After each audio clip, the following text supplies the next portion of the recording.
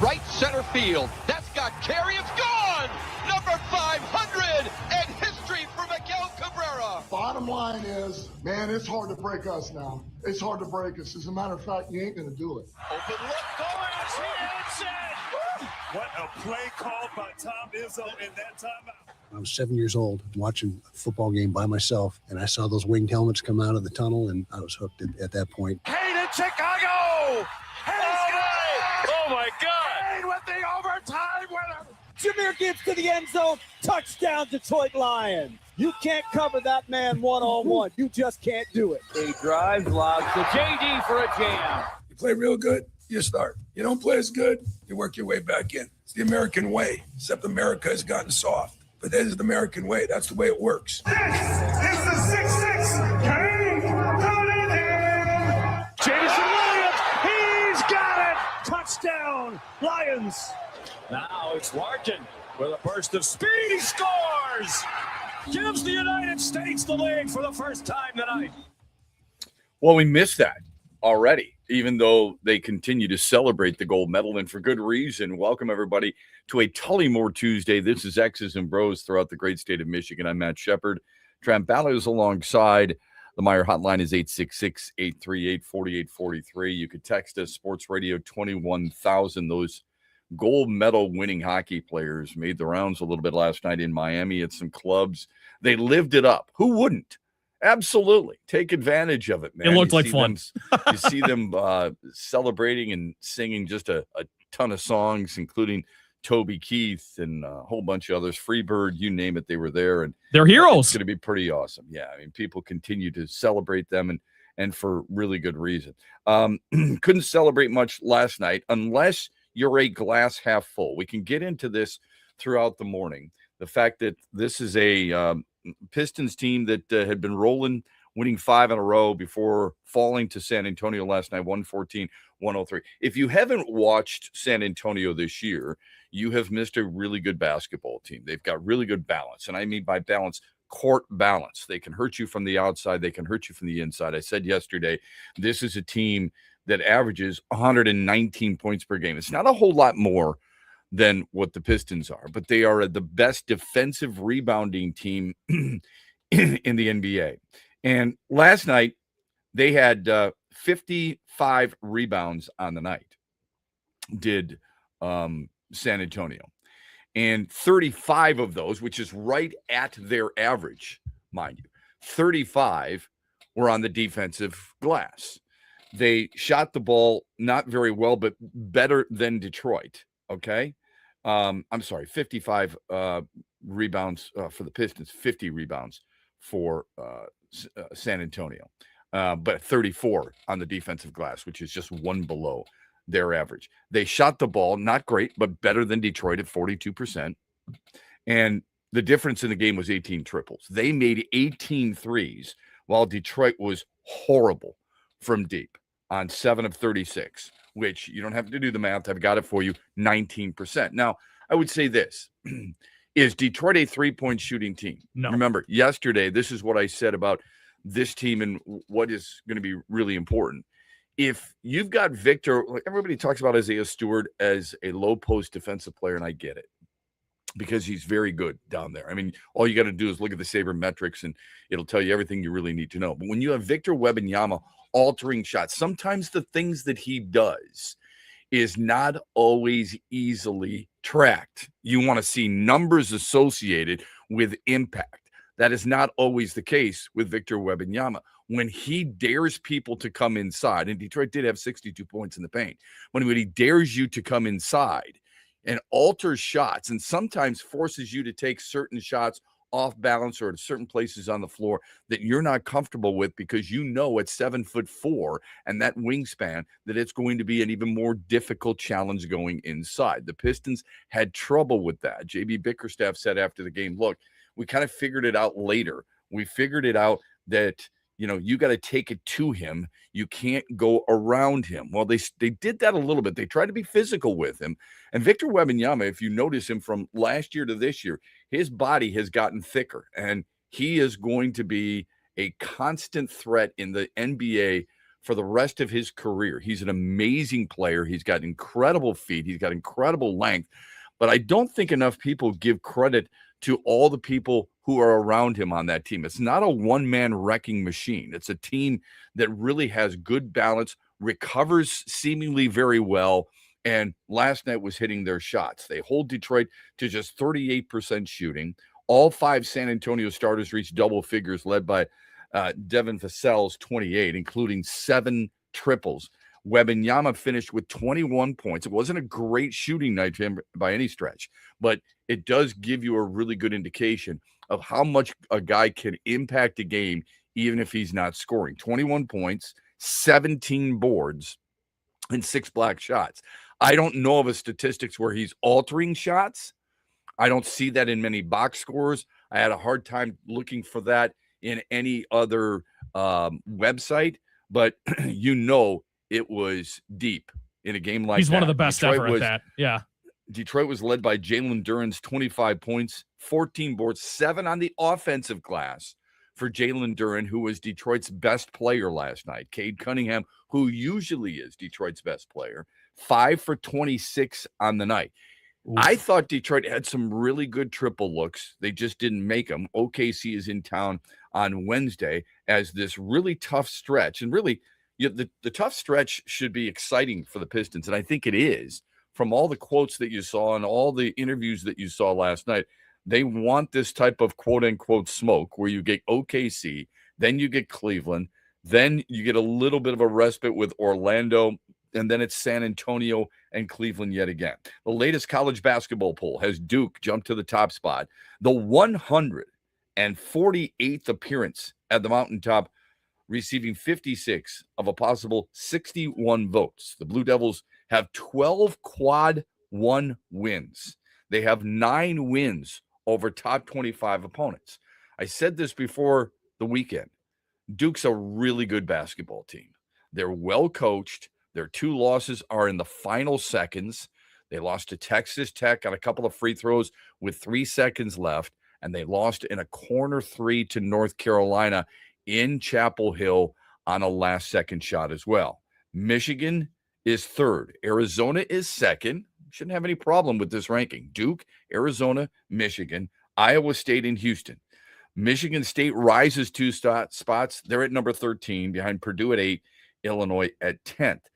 Right now, obviously if the season ended today, I don't think Michigan's going to lose maybe but 1 more game in the regular season. And I don't think that's going to deter anybody from suggesting they are a number 1 seed. Duke's going to be a 1 seed, probably South Carolina. Michigan's going to be a 1 seed, probably Chicago. Arizona is going to be a 1 seed, probably San Diego. If Houston's a 1 seed, they could go to Houston. But anyway, I don't know who that 4th spot is. I'm pretty positive, based on how they've played so far and what they have left, that North Carolina, Michigan, and Arizona are going to be 1 seeds. We'll see how that works. The latest college hockey poll keeps MSU at number 1 after sweeping Notre Dame this past weekend. The Spartans are ranked 1st for a 3rd straight week. Michigan is number 2. Western Michigan is 4th, and Western Michigan's got a big tilt coming up this weekend. Lions have officially named Mike Kafka as the team's passing coordinator. The Tigers fall 3-0 to the Twins, but Tarek Skubal strikes out 4 in 2 scoreless innings. Here's our Mitch Lions Wealth poll question for the day. We ask you this: which team scares you most for the Pistons? San Antonio, OKC, Boston, or Cleveland? Vote as often as you want at XB Mornings. We give you the results on a Wednesday on X's and Bros in the 8 o'clock hour. We do want to dive into some Pistons for sure. A lot of people speculating about the 2028 Olympics and how many Pistons will be associated with that. We do have some pretty cool things filing in for the Wings captain, Dylan Larkin, as he celebrated last night. We'll dive into that and then talk a lot of Pistons with you coming up here on X's and Bros on a Tullymore Tuesday throughout the great state of Michigan. Thanks for being with us. You've worked hard for decades saving in pre-tax retirement plans like 401ks and IRAs, saving on taxes now. But as your retirement now approaches, you're going to get taxed at rates you have no control over. Hi, I'm Mitch Lyons, founder of Mitch Lyons Wealth. Your 401k balance isn't worth what your statement says. You could lose thousands of dollars to taxes, and those distributions can impact other areas of your retirement like Social Security and Medicare. Could a Roth IRA conversion be of help to you? You've probably heard of Roth conversions, but it can be confusing. Should you convert all at once or over time? Where should you pay the taxes from? How do you know for sure? Get our free personalized Roth Blueprint analysis today to find out exactly what makes sense for you. Your Roth Blueprint could potentially increase your lifetime wealth by thousands of dollars. So get your free Roth Blueprint today. Text Blueprint to 844-867-8335. That's Blueprint to 844-867-8335. Or go to MitchLionsWealth.com, your best game plan to protect, grow, and win retirement. Hear that? That's the sound of saving a good deal more when you shop with M-Perks at Meijer. Some delicious Cosmic Crisp apples, money saved. Meijer Essential Paper Towels, that's money saved. Savings, savings, savings. Because every dollar spent is also points earned in M-Perks, which you can use to save on your next grocery trip or up to $1 off per gallon on your next tank of gas. At Meijer, we work hard to help you save a good deal more for a whole lot less. That's bringing more good to life. Exclusions apply. See mperks.com for details. Farrah's Coffee has been family-owned and operated for over 100 years. Its popular Den Blend and Dark Roast is more than coffee and more than the official coffee of the Detroit Lions. It's a call to rise. Farrah's Coffee and the Lions are the perfect match. They embrace those who show up early, cheer loud, and never back down. Den Blend is perfectly roasted in Grand Rapids and provides the ultimate fuel for fans who wake up and roar. Whether you're tailgating at the game or cheering from your couch, Den Blend is your go-to coffee for your game day ritual. What's up, Michigan? You're listening to my good friend Shep. The Huge Show is coming up later today at 3, right here on the Michigan Sports Network.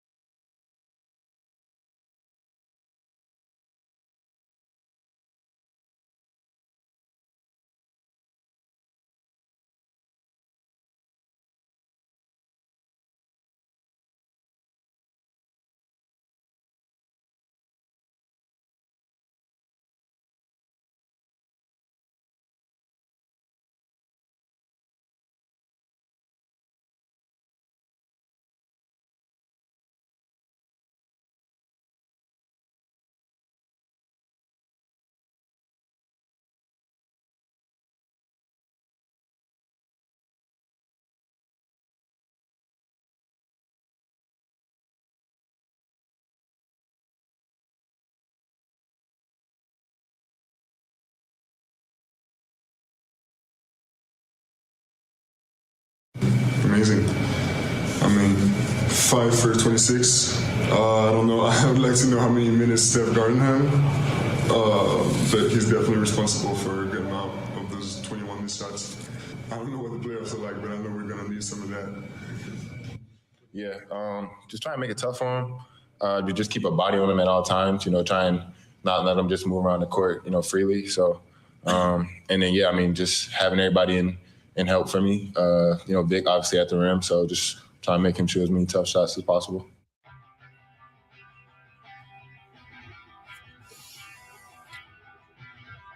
$114-103, the final last night. Stephen Castle, San Antonio Spurs, one of 5 Spurs starters, 5 Spurs players in double figures, 16 points. Also had 11 assists on the night. San Antonio wins it. They're now 41-16, 20-10 on the road. That's the thing that, maybe got lost a little bit in building up to it. We said Pistons have the best record in the NBA. They did have the best record in the NBA going in. But San Antonio was not far behind. This is a really good basketball team. Is it a finals preview? Look, that's the reason we asked the question on the Mitch Lanswealth poll question. I mean, who's the team that you fear the most? I don't think the Pistons fear anybody. I'm talking about you as a fan, all right? The Pistons shouldn't fear anybody. Teams, I wouldn't guess San Antonio. I wouldn't guess Denver. I wouldn't guess Oklahoma City or Cleveland or Boston would fear Detroit. And that's okay. Why would you? When you're a good basketball team, respect is one thing, but fear is completely different. We'll talk more about that as we move forward here. Just wanted to give you this real quick. When people talk about the celebration of the gold medal, the discussion of the gold medal from the Olympics and the men's hockey team winning in overtime 2-1 continues. There was an interview in Chicago where they had Jeremy Roenick on, and it was a really good interview with Jeremy Roenick, and he said, look, regarding John Cooper and the complaint of 3-on-3, John Cooper's not complaining about 3-on-3 if his team wins that game. All right. John Cooper sure as hell wasn't complaining about it when he needed overtime or the 3-on-3 format to beat Slovakia. Right. So his complaint is ridiculous, but Jeremy Roenick came out and said, have some class, have some dignity. This is the rules. Rules change. In sports, we see it all the time. There's an ABS system now in baseball. So things are adjusting as you move forward. So he knew that going in. Why he's sitting there complaining about it is beyond me. His team was actually favored in the 3-on-3 because they have the 3 best players in the world on the ice at the same time. Dylan Larkin was on the ice when Team USA clinched it and won it on the Jack Hughes golden goal. We in Detroit have watched Dylan Larkin as the captain of this team for a long time.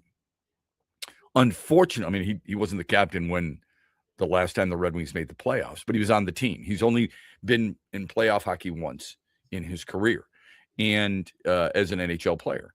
And I do wonder a little bit about how this experience can translate. I don't know how it does. It's a fascinating question to athletes. How does your experience in the Olympics translate to you when you get back to your team? When you're done celebrating in Miami and clubbing in Miami, when you get back on the ice with your team, and it's going to be pretty soon because your team plays in Ottawa on Thursday, Brady Tkachuk will be there. How is that going to work, right?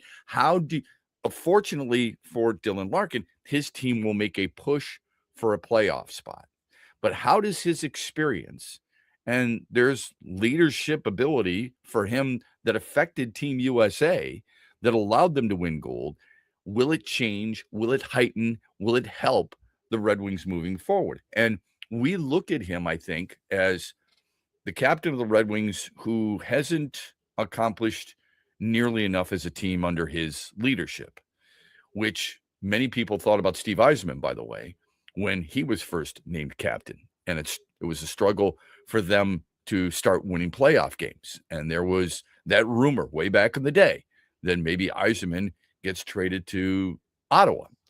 So with Dylan Larkin, I think we have underestimated his importance, his leadership. Just because a team isn't winning doesn't mean that it is void of any leadership, right? Here's what some of the players on that gold medal winning team have said about Dylan Larkin. And I'm going to read this real quick. All right. Quinn Hughes, one of the greatest human beings I know, a mentor to me. Connor Hellebuck, one of the great people in this sport. JT Miller. He just brings energy all day. Loves hockey. He's a hockey nerd. He loves USA hockey. His presence, it resonates in the whole room. Jack Hughes, who had that golden goal, right, says, an off-the-charts good person and hockey player. Jack Eichel, who's got a Stanley Cup, a Hobie Baker, and a gold medal. There's only 2 players who have ever played the sport who can say the same, and he's one of them. He said, somebody you root for, somebody who deserves to win, to be on a winner more than anybody I know. Larkin's 29, and perhaps we have, to a certain extent, taken him for granted. I don't know if people realize this. I think he's 3 points away from reaching the top 10 in Red Wings scoring history. Who would have guessed that? He's not going to pass Steve Yzerman. He's not going to pass Gordie Howe. All right, Gordie Howe's number 1. Steve Yzerman's number 2. Steve Yzerman's one of the top 10 players of all time in terms of scoring. And he probably didn't get nearly enough credit. We talk about the greatest players in the world. We've talked in the past about, and everybody does, about, and rightfully so, Wayne Gretzky, Mario Lemieux, right? Gordie Howe, of course, Maurice Richard, players like that. Now, turn the page to a certain extent, and it's Sidney Crosby. Now it's Connor McDavid. It's Nathan McKinnon. I'm not saying Dylan Larkin belongs in that conversation yet, because things have to be done. You have to win certain things. But at some point, I don't think it's too dissimilar than what the narrative has been around Austin Matthews, around Connor Hellebuck. Somebody had asked Connor Hellebuck during the Olympic Games, and I think it was after the gold medal game. Yeah, it was after the gold medal game. What does this tell all the people who say you can't win the big one? And he says, let them keep, in so many words, let them keep writing that about me, and I'll just keep performing. In other words, you need to find something. You need to dig a little deeper before you start creating that narrative that certain guys are losers. It's a team sport, because Austin Matthews and the Maple Leafs have been underachieving, because Connor Hellebuck and Winnipeg, to a certain extent, have been underachieving, even though he's won Vezinas, even though he's won MVPs, even though he's now won a gold medal. There will always be haters. And perhaps that's the same way about Dylan Larkin. It's not as harsh by any stretch in Detroit or in the state of Michigan. But perhaps we haven't appreciated some of the things that all these other guys have seen in those players and our player in Dylan Larkin that has to make us think more than once the next time we start talking about his legacy, even at the age of 29. All right, I want to dive into some Pistons talk for sure when we come back. The struggles last night against San Antonio. There's a couple of questions that JB Bickerstaff probably has to answer for. We'll talk about that when we return on X's and Bros. We're brought to you this hour by Michelin's Wealth. It's a Tullymore Tuesday, and we're glad you're with us on the Michigan Sports Network. Hear that? That's the sound of saving a good deal more when you shop with M-Perks at Meijer. Some delicious Cosmic Crisp apples, money saved. Meijer Essential Paper Towels, that's money saved. Savings, savings, savings. Because every dollar spent is also points earned in M-Perks, which you can use to save on your next grocery trip or up to $1 off per gallon on your next tank of gas. At Meijer, we work hard to help you save a good deal more for a whole lot less. That's bringing more good to life. Exclusions apply. See mperks.com for details. What's up, Michigan? You're listening to Shep. Don't forget the huge show later today at 3 on the Michigan Sports Network. Hey, when you travel, you want low fares, you want reliable service, and you want a direct flight. Avelo Air gives you all of that and more. Avelo Air has direct flights to take Tigers fans to spring training in Lakeland. Avelo Air will take you from Grand Rapids to Lakeland directly on Thursdays and Sundays. They will take you directly from Detroit to Lakeland on Wednesdays and Saturdays. You literally land 20 minutes from the ballpark. You don't have to wait in lines. You don't have to worry about any of that other hassle. This is hassle-free travel like you deserve. Go to AveloAir.com and get $20 off a base fare round-trip flight to Lakeland when you book your trip by March 31st. All you have to do is use the code HUGE. That's HUGE on AveloAir.com. Restrictions do apply. See AveloAir.com for details today. Huge here for Josh Garvey and his team at Dorn Mayhew, West Michigan. Now, they continue to grow. They got their worldwide headquarters in Troy, Michigan, on the east side of the state. They are worldwide. They are the leaders when it comes to accounting, CPA, and business needs. Simple and easy. Just Google Dorn Mayhew.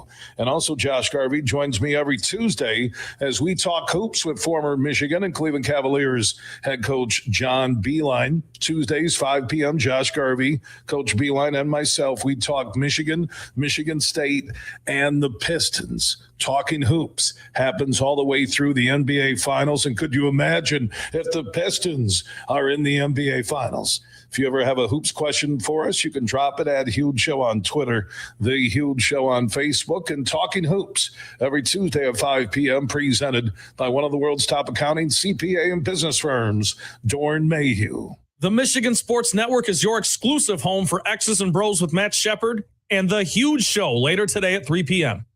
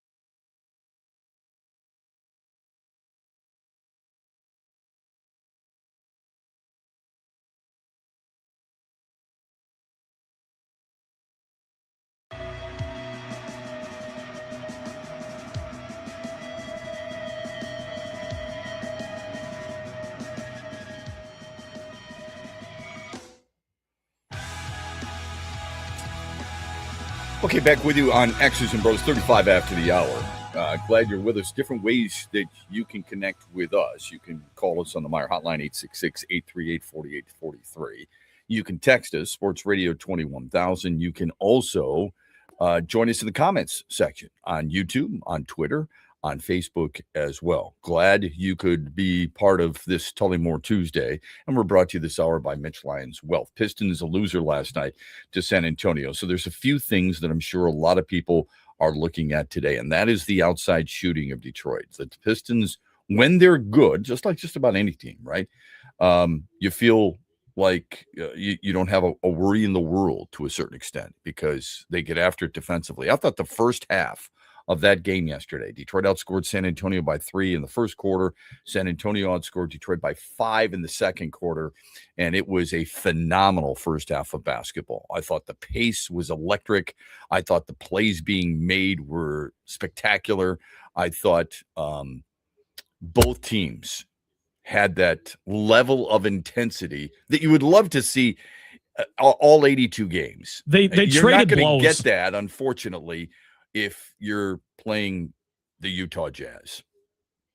Okay? They would take their turns going on runs. I mean, it was a pretty back and forth game in the first half, which I agree with you. The intensity was there. You could tell it was more than just a regular game for both teams. Yeah, the first half I thought was super fun to watch, and I tweeted that out a number of times about how enjoyable it was. But the theme will be on Detroit's inability to hit their outside shots. That's what's going to dominate the conversation with this team until things to a certain extent change. And I don't know if it can change. So I think there's a number of things that you're going to be looking at from that standpoint. All right. From the loss last night until they play again against Oklahoma City. Now keep this in mind. When you're looking at 3-point shooting, the Pistons on the year are a team that shoots at 35% from deep is what they're at. All right. It's nothing special. It's about middle of the pack or so. It's not bad. But you made a deal at the trade deadline for what we thought was going to be a helpful anecdote to, if you want to call it a problem, go ahead. You want to call it an area that needs to be upgraded. That's exactly what it is. It's not awful. It's not elite by any stretch, but it is a concern for people. And it was a concern for the organization. Otherwise, you wouldn't have traded for Kevin Huerter. All right. Jaden Ivey needed a change of scenery, had a DNP against Detroit last time out. Kevin Huerter was a possible solution to that problem. He got a DNP last night. So that's one area. If you're going to make a trade for what was once considered a really important piece to your moving forward within the organization, and Jaden Ivey was, you don't take a guy 5th overall and then think to yourself, okay, at some point he's not going to factor into our decision-making. That was a guy who was supposed to help this team long-term. Obviously, it hasn't worked out. That's okay. You move on. So they've moved on. What you get in return was somebody who was supposed to help you in the short term of this organization, and that is 3-point shooting, and he has been basically a non-factor so far. So that's one thing that I think people will be talking about today. If you're going to trade for a guy like that, how come he's not even getting a sniff? How come he can't get out there just a little bit? DNP is one thing, right? It's incredible that a guy who comes over at the trade deadline can't help you on a night where you are struggling mightily from the floor. And doesn't that make you wonder why JB Bickerstaff doesn't at least try it? I mean, he must know something we don't. When the team is shooting that poorly, why don't you just put Huerter out there? He absolutely knows something we don't. I don't know, Trent. It just puzzles me. That's all. Yeah, it puzzles me as well. You know what else puzzles me? And there's a few things that I'm sure people would look at in this regard too. What puzzles me is, why is Javonte Green getting so much run in a game like that where the struggle's there? Why is Ron Howland shooting half his shots from deep when he's not a shooter? Yeah. Okay. When he's not a 3-point shooter. All right. No. Duncan Robinson is, in fairness, so you got to play both sides of this. Duncan Robinson is considered a shooter, and he was 3 for 11. Sometimes this just happens. It's an off night, okay? So there's one thing about the Kevin Huerter DNP, all right? I'm not saying he's a savior.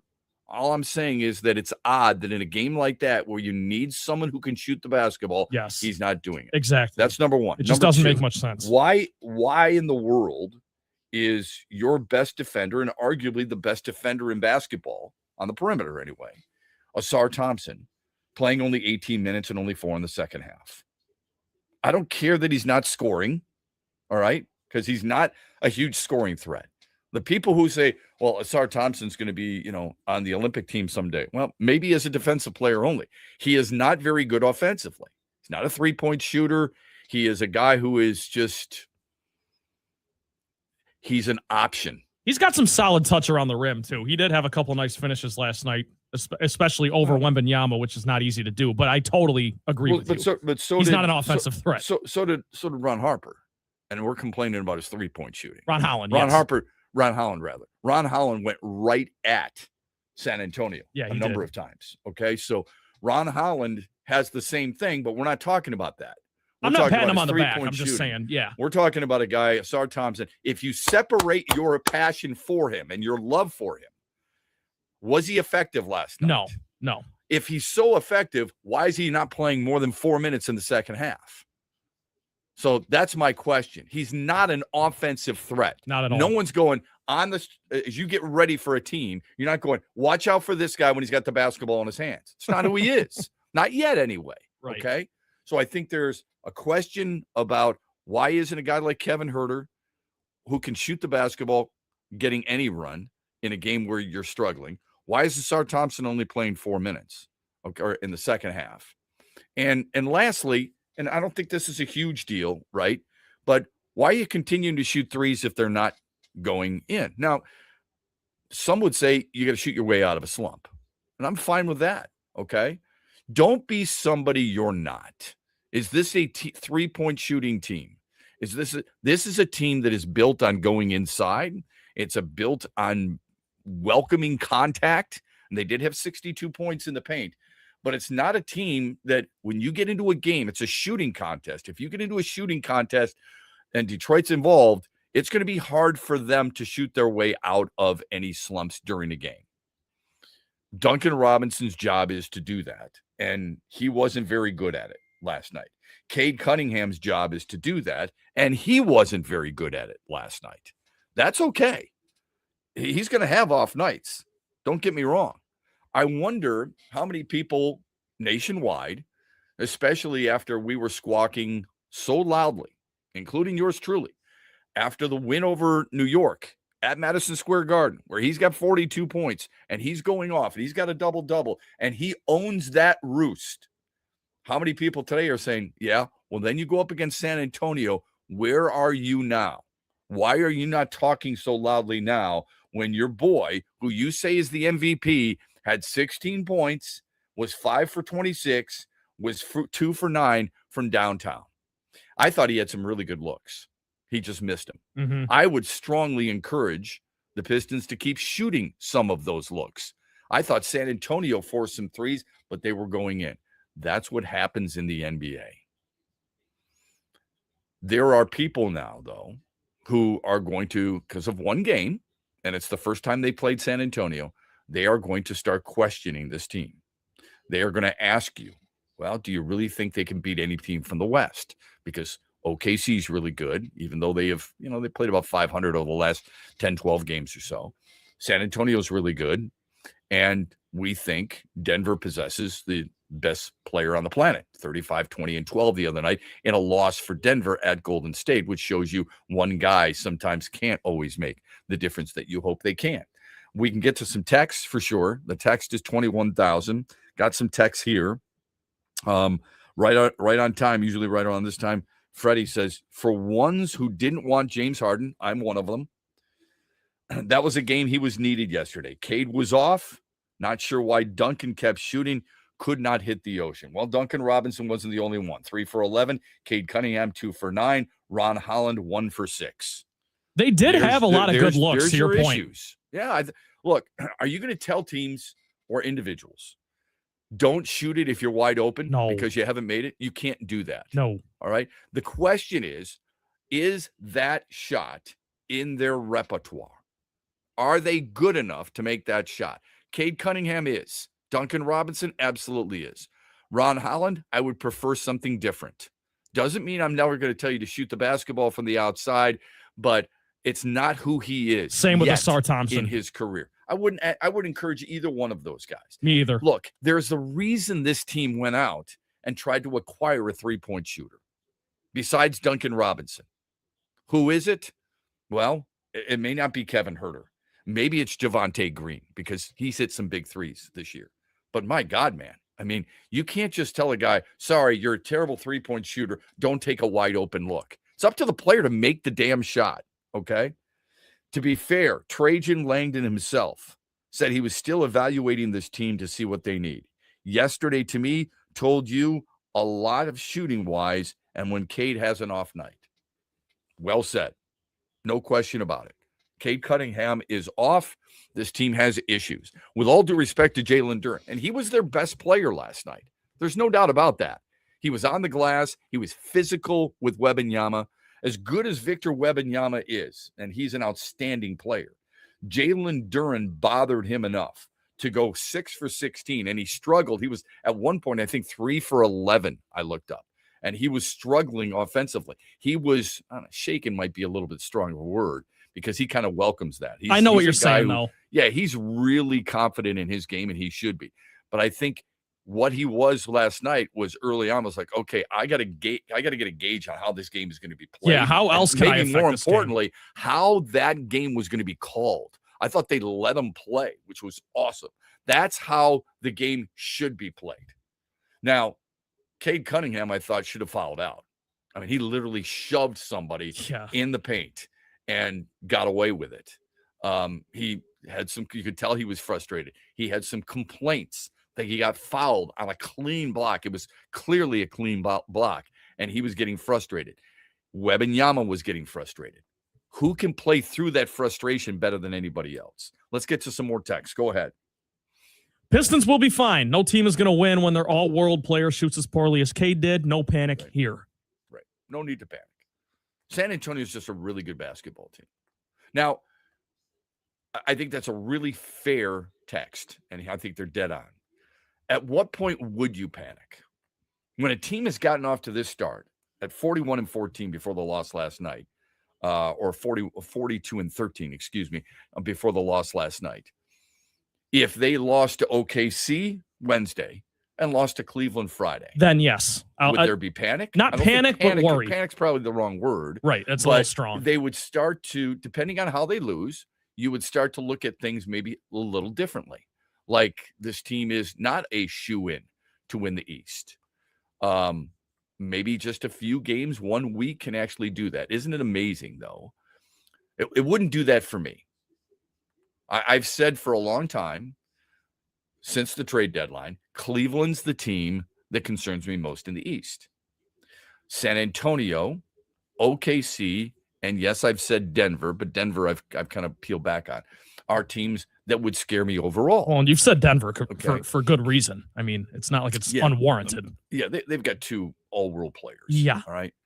But when you look at what this team has done for the bulk of the season, judging them on 1 week is rather unfair. Unless you've done that with everybody else. If you've done that with OKC, you didn't judge them at the beginning of the year when they got off to that unbelievable start, and people started wondering if they're going to set the record for most wins in a single season. But you're going to start judging them based on their last 10 or 15 games. It always begs the question, how long of a run or of a calendar for a team schedule is enough for you to judge them? And at what point do you start judging them differently because of the competition they play? And perhaps that's part of it for Detroit. It's not like they haven't played anybody good, for crying out loud. It's just they happen to get 3 teams in a row that are as good on paper as they are. And San Antonio proved to be the better team.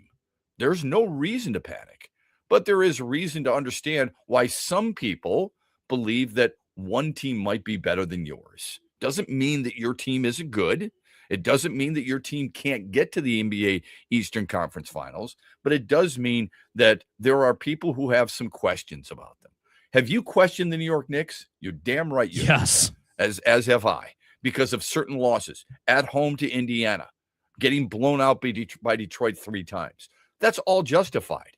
If somebody had a question about the Detroit Pistons because of what they witnessed last night over the San Antonio Spurs, that's fair. My immediate reaction would be, well, you need to watch them in more than one game because every team has an off night. But if you want to judge them against an elite opponent, yes, it's fair to wonder just a little bit, do they have enough to beat them? I think at times last night, Detroit proved that they do have enough to beat a team like San Antonio. Yeah, that late first quarter run. Only because when you look at the shots that they had taken, San Antonio was scrambling a little bit defensively. Cade Cunningham had a couple of wide open looks at the top of the arc, and he missed them. Yeah. Duncan Robinson had a couple of really good looks from the wing, and he missed them. Did he rush one and force one off an offensive rebound? Yes, but that's not how it was on a regular basis. They had looks. They had good looks. They didn't make them. Then I have to ask myself, does it mean that they run a good offense and they got guys who can't shoot?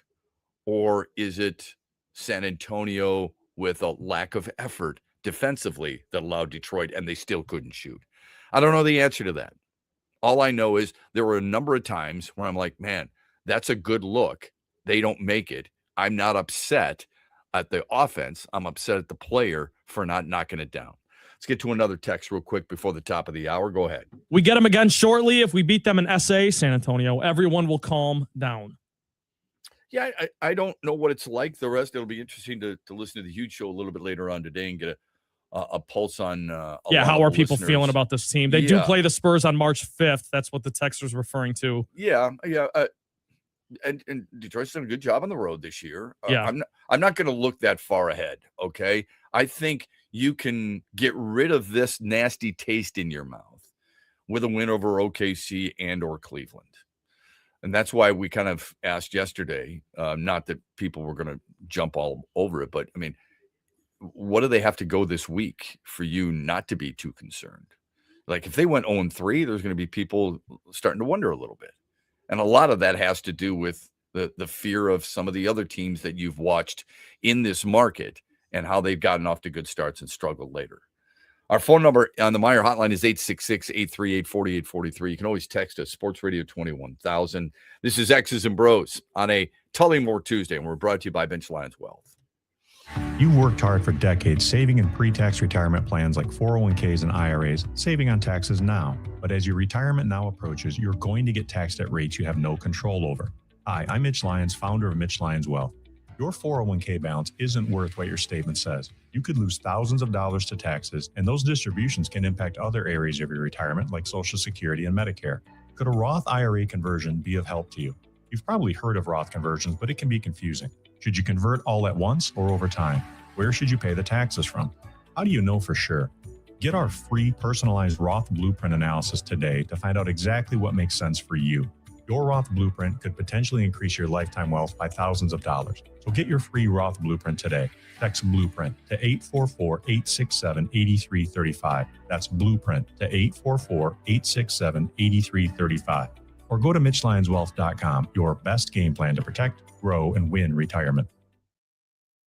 Avelo Airlines knows you love the Tigers because they love them too. It's why they have direct flights to Lakeland, Florida out of both Grand Rapids and Detroit. Thursdays and Sundays are nonstop out of GR, and Wednesdays and Saturdays are nonstop out of Detroit. So wherever you are in Michigan, you can get down to spring training to watch your Tigers. With everyday low fares, reliable service, you do not want to fly any other way. Head to AveloAir.com to book your trip now. That's AVELO air.com and use code HUGE for $20 off a round-trip base fare if you book before March 31st. Restrictions do apply. Hear that? That's the sound of saving a good deal more when you shop with M-Perks at Meijer. Some delicious Cosmic Crisp apples, money saved. Meijer Essential Paper Towels, that's money saved.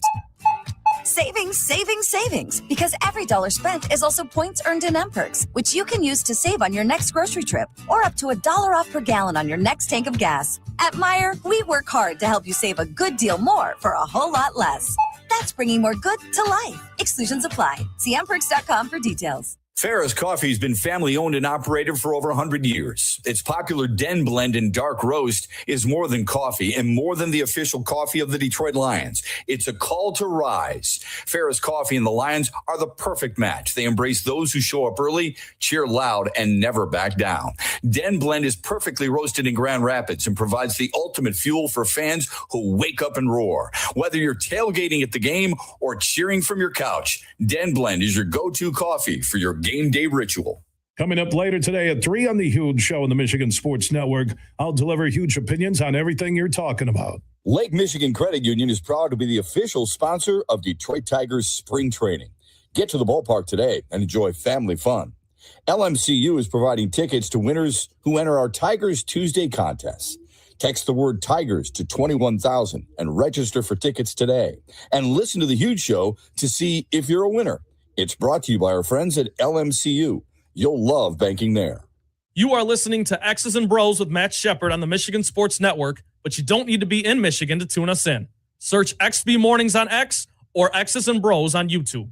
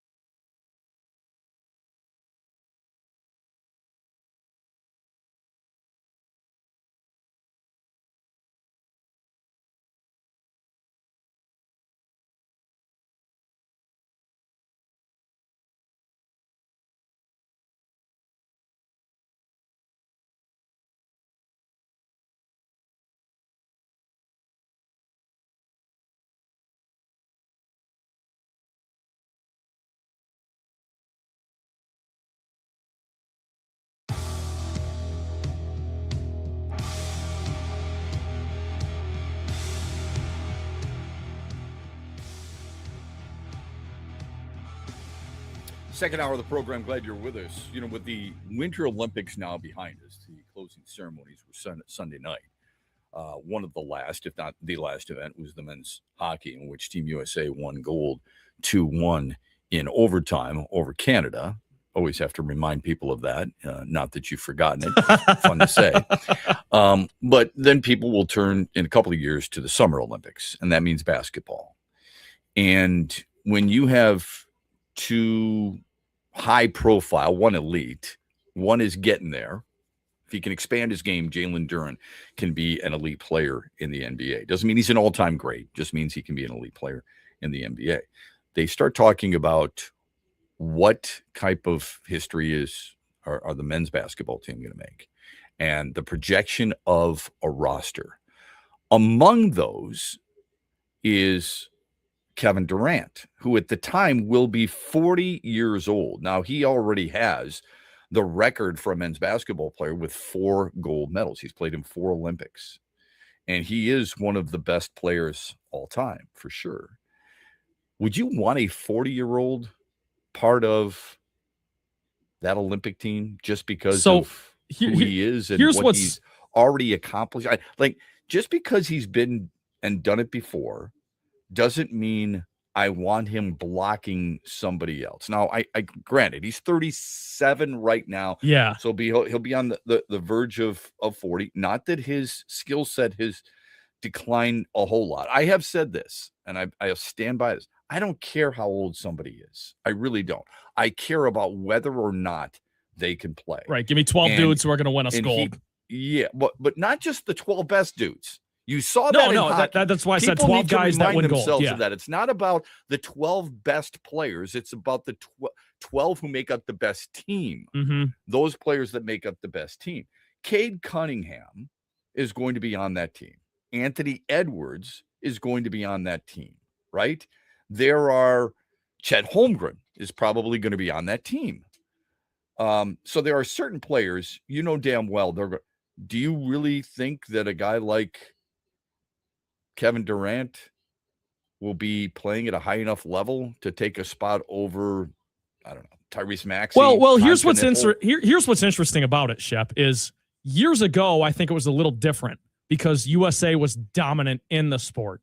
I know they had the hiccup in 2004, but you could get away with having some of those merit-based roster spots. Oh, of course, but I'm just saying you can't really get away with just putting a bunch of – I mean, we saw how they won the gold by the skin of their teeth in 2024, so I don't think you can afford to just throw out a roster spot to Kevin Durant just because he's Kevin Durant. Because the world is that much better now. So if you're serious about winning gold, to answer your question, no, I don't think you can just bank on having Kevin Durant on the team. Yeah, remember, there's a lot of people who just Steph Curry and LeBron James, they're done, right? Yeah. That people have said that was their run, but they also kind of lumped in Kevin Durant, and Kevin Durant recently told ESPN, you guys, the media, have projected that narrative. Where did the Last Dance thing come from? I didn't say I wasn't playing. LeBron said he wasn't playing. You didn't hear that from me or Steph Curry. So in fairness to Kevin Durant, but let's face it, when you've got some of these young high-end players who are probably going to be challenging for it, Jalen Williams takes you would think would take a place. If Tyrese Halliburton is back healthy, you would think he'd be part of it. Jason Tatum will be part of it. Jaylen Brown. Bam Adebayo again. Maybe a guy, like I said, Chet Holmgren. Maybe a guy like Scotty Barnes. Jalen Duren, I think, would have to prove a little bit more, but still, he's going to be part of it. Paolo right? Banchero. Cooper Flagg is going to be part of it. Oh, for sure. That's a great call by you. Yeah, Cooper Flagg. Con Knippel would, I would guess, be part of it. He's an electric young player. Kevin Durant recently said this too, and he's been more outspoken as his years, move on. But he said the narrative that the world is catching up to the Team USA, he wants to debunk. He says, all I hear is AAU is destroying the game. The Euros do it right, while the Americans do it wrong. It's a lot of BS. I can read between the lines on that. It's a shot at Black Americans. Well, I don't know how the hell that's a shot at Black Americans, for crying out loud. Why you've got to bring race into it is beyond me. I mean, when people talk about Europeans, they bring up Victor Wembanyama. They bring up, well, not that Shea Gilgeous-Alexander isn't European. Canadian. He's North Yeah. American, but he's Canadian. Okay, he's not American. All right. Why you got to bring race into it, especially when two of the better young players in the league are white? Cooper Flagg, who, is taking this league by storm to a certain extent, and Con Knipple. Yeah, So honestly, that never even crossed my it's mind. Always, it crosses his mind, I guess, on a regular basis. That's okay. shocking to He me, says, actually. It's not really shocking to me, quite honestly. Okay, We're fine. controlling the sport. They're tired of us controlling the sport, of us. Okay. France is coming for you. Really? We smack them boys. Okay. Well, look, nobody roots harder for Team USA than I do, but I get tired of the whole belief everybody's against us. And the way Kevin Durant has explained it. It's ridiculous. Okay. They're coming for, they don't want Black Americans to continue to rule the sport. What are you talking about? I don't care if you're black or white on Team USA. If you can't identify that there are players around this world that you've helped inspire, by the way, whether they're black or white, if you can't tell that they are gaining ground, just like the United States has gained ground in other sports, like hockey, for example, whether they're black or white, and there was a black woman on the Team USA in the women's side, you haven't been paying attention. Your play, along with LeBron James's play and Steph Curry's play, and in the past, Michael Jordan's play, and Charles Barkley, and Magic Johnson, Carmelo Anthony, for Larry sure. Bird, and all these guys, they have influenced people around the world. You sell Nike products, Kevin, not just in the United States of America, but you sell it Worldwide. in places around the world. People are wearing your jerseys around the world. They are wearing your shoes. They are wearing the products that you endorse around the world because of the impact you have had on them. That doesn't mean people are against Black Americans. It means that you have helped grow the game of basketball to borders outside the United States of America. If you want to be upset that people are saying France is coming for you, or you want to be upset because you're saying other nations have gained significant ground on you and are challenging you, that's fine. Don't make it a racial thing. It's not appropriate. It's ridiculous. No, it's quite a honestly. national thing. It's not race. It's nations. Okay. Well, if it's not race, you don't have to say Black Americans. No, Because I'm agreeing with plenty you. of Yes. plenty of white Americans who've also done a good job at representing their country in the Olympics or on the world stage in the game of basketball. Yes, and to wrap it back around and answer the original question, I mean, the U.S. is not so far ahead of the rest of the pack right now to where you can just throw out charity roster spots to legends. I mean, that's what Kevin Durant is. He's a legend, but it would be a legacy act to have him on the Olympic team in 4 years or in two more years. Unless he's performing at a super high level. Right, My but like you point said, is he that might you be don't 40. necessarily give it to him just because of who he is. You don't Exactly. sit there and say, you know what, Kevin Durant, you've done it 4 times. You are a guy who is a legend. But I mean, here's a guy who's averaging 26 points per game. So if he's still one of those guys and fits the mold that Grant Hill or whoever is going to build that team with, then there's no reason to keep him off because he is 40 if he's still productive. But if do you think he will be? Do I think he'll be productive? Yeah, if you had to guess, like, do you think he will still be averaging close to 26 a game? Yes. I don't see why not. I don't see why not either. He's still a really hard cover. He is not one of those guys who plays, above the rim and takes a lot of pounding. He's a guy from the outside who delivers. He's been able to evolve his game without evolving or decreasing a whole lot of the shot selection and points that he's been used to scoring in his career. Yeah, he's almost Ray Allen-like in that way. Like, he can Doesn't mean prolong that his career. Doesn't mean that I necessarily want him on the team. I'm just saying I don't think he should be guaranteed any spot until we see like he should be right now. There are certain guys you would guess if they're staying healthy. I would take Jaylen Brown too. Those guys are definitely going to be on the team. He's one of those guys. Let's see how he's playing. Okay, he would be in the mix, but not definitely on the team. Phone number on the Meyer hotline is 866-838-4843. Text us, Sports Radio 21,000. This is X's and Bros. We're brought to you this hour on a Tullymore Tuesday by our friends at Meyer. Hear that? That's the sound of saving a good deal more when you shop with M-Perks at Meyer. Some delicious Cosmic Crisp apples, money saved. Meyer Essential Paper Towels, that's money saved. Savings, savings, savings. Because every dollar spent is also points earned in M-Perks, which you can use to save on your next grocery trip or up to $1 off per gallon on your next tank of gas. At Meyer, we work hard to help you save a good deal more for a whole lot less. That's bringing more good to life. Exclusions apply. See mperks.com for details.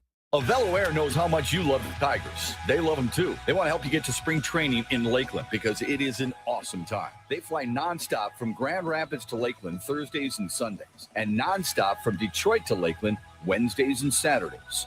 Everyday low fares and reliable service. You don't want to fly anywhere else. Book your trip to Lakeland on AveloAir.com and use the promo code HUGE for $20 off a round-trip base fare when you book by March 31st. Restrictions do apply. The Freddie the Pizza Man Foundation is dedicated to providing support to families and Michigan schools touched by autism. We invite you to join us in supporting these families and schools by making a donation at FreddieThePizzaMan.com. With your donation, you can help provide essential resources that can make a real impact. Visit FreddieThePizzaMan.com to make a donation and to learn more about the foundation's mission. That's FREDI ThePizzaMan.com. Together, we can make a difference. What's up, Michigan? You're listening to my good friend Shep. The Huge Show is coming up later today at 3, right here on the Michigan Sports Network.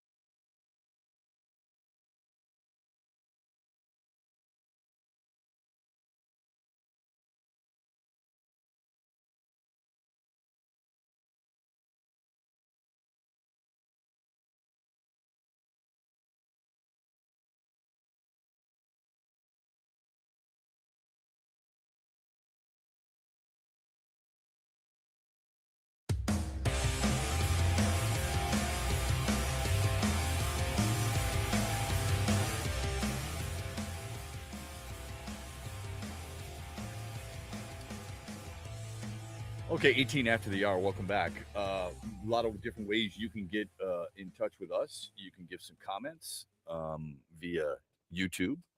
If you follow us on YouTube, if you follow us on Twitter, if you follow us on Facebook, you can always text us, Sports Radio 21000, or you can call us on the Meyer hotline, 866-838-4843.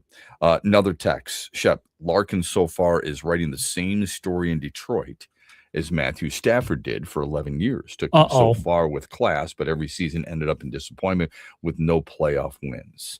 Let's hope this year or next year they can start getting playoff wins, back to the Stanley Cup Finals, and Larkin does it here versus anywhere else. How does that land with you?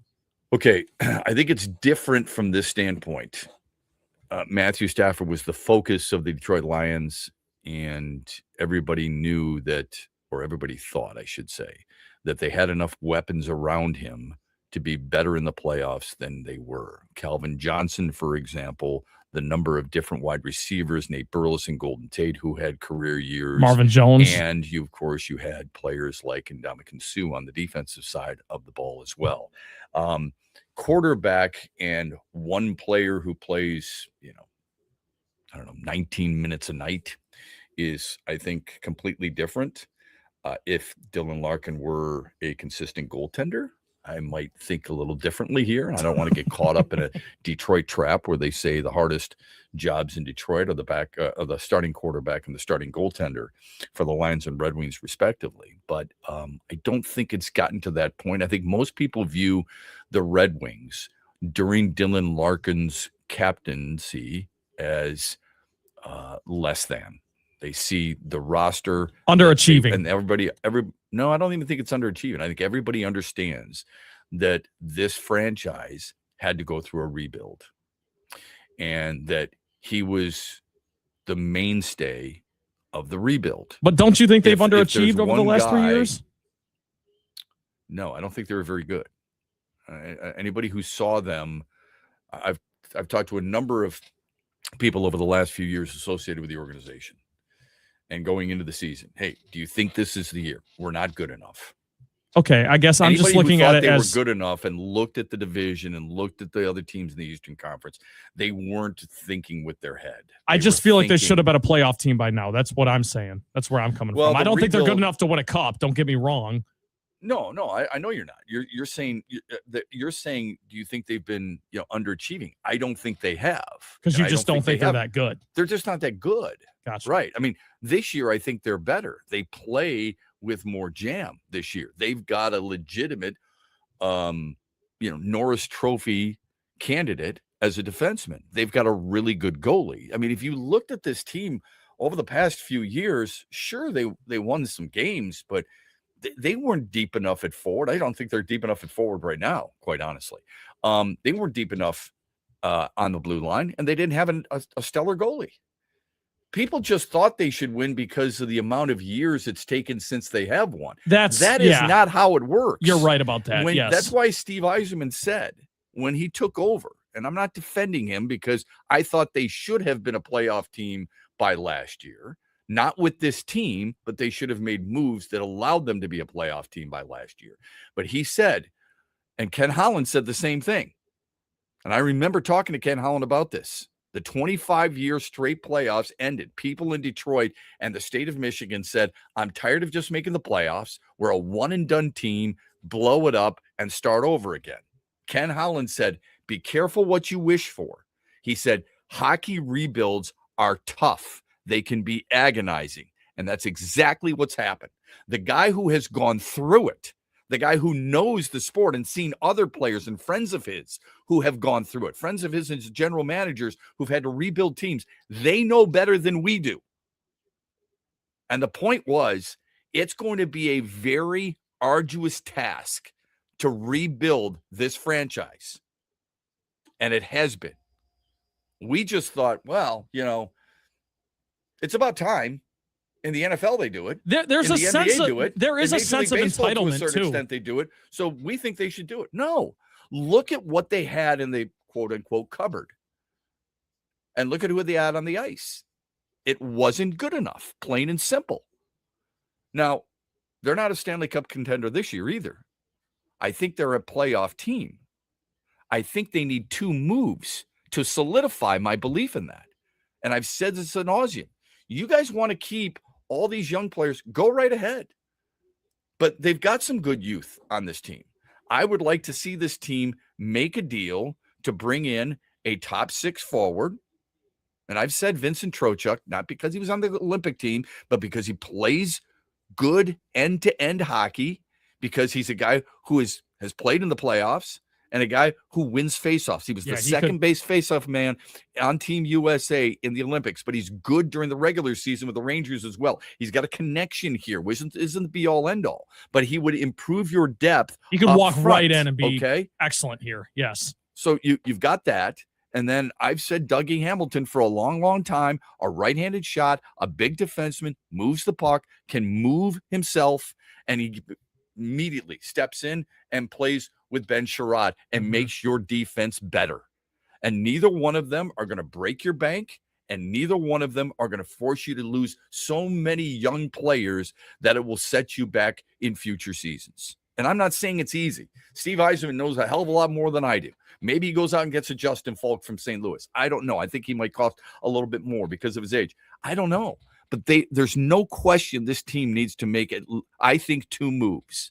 And they're not in a situation that Trajan Langdon is in. Trajan Langdon was in a situation, as Freddie texted us and said, look, in fairness, I'm going to judge this team. I'm still trying to gauge this team, trying to feel what this team needs. All right. They are far ahead of schedule. This is not a panic situation for the Detroit Pistons by any stretch. And I'm not saying the Red Wings are a panic either, but they do have some guys who have been around a little bit who are ready to make that step into postseason play and maybe lead this team to a first-round playoff victory. And I don't care if it's Andrew Kopp. I don't care if it's Dylan Larkin. I don't care if it's Ben Sherrod, John Gibson, whomever. They have a mix, a better mix of young talent and veterans who've been around a while, and a guy like Patrick Kane who's getting at the end of his career.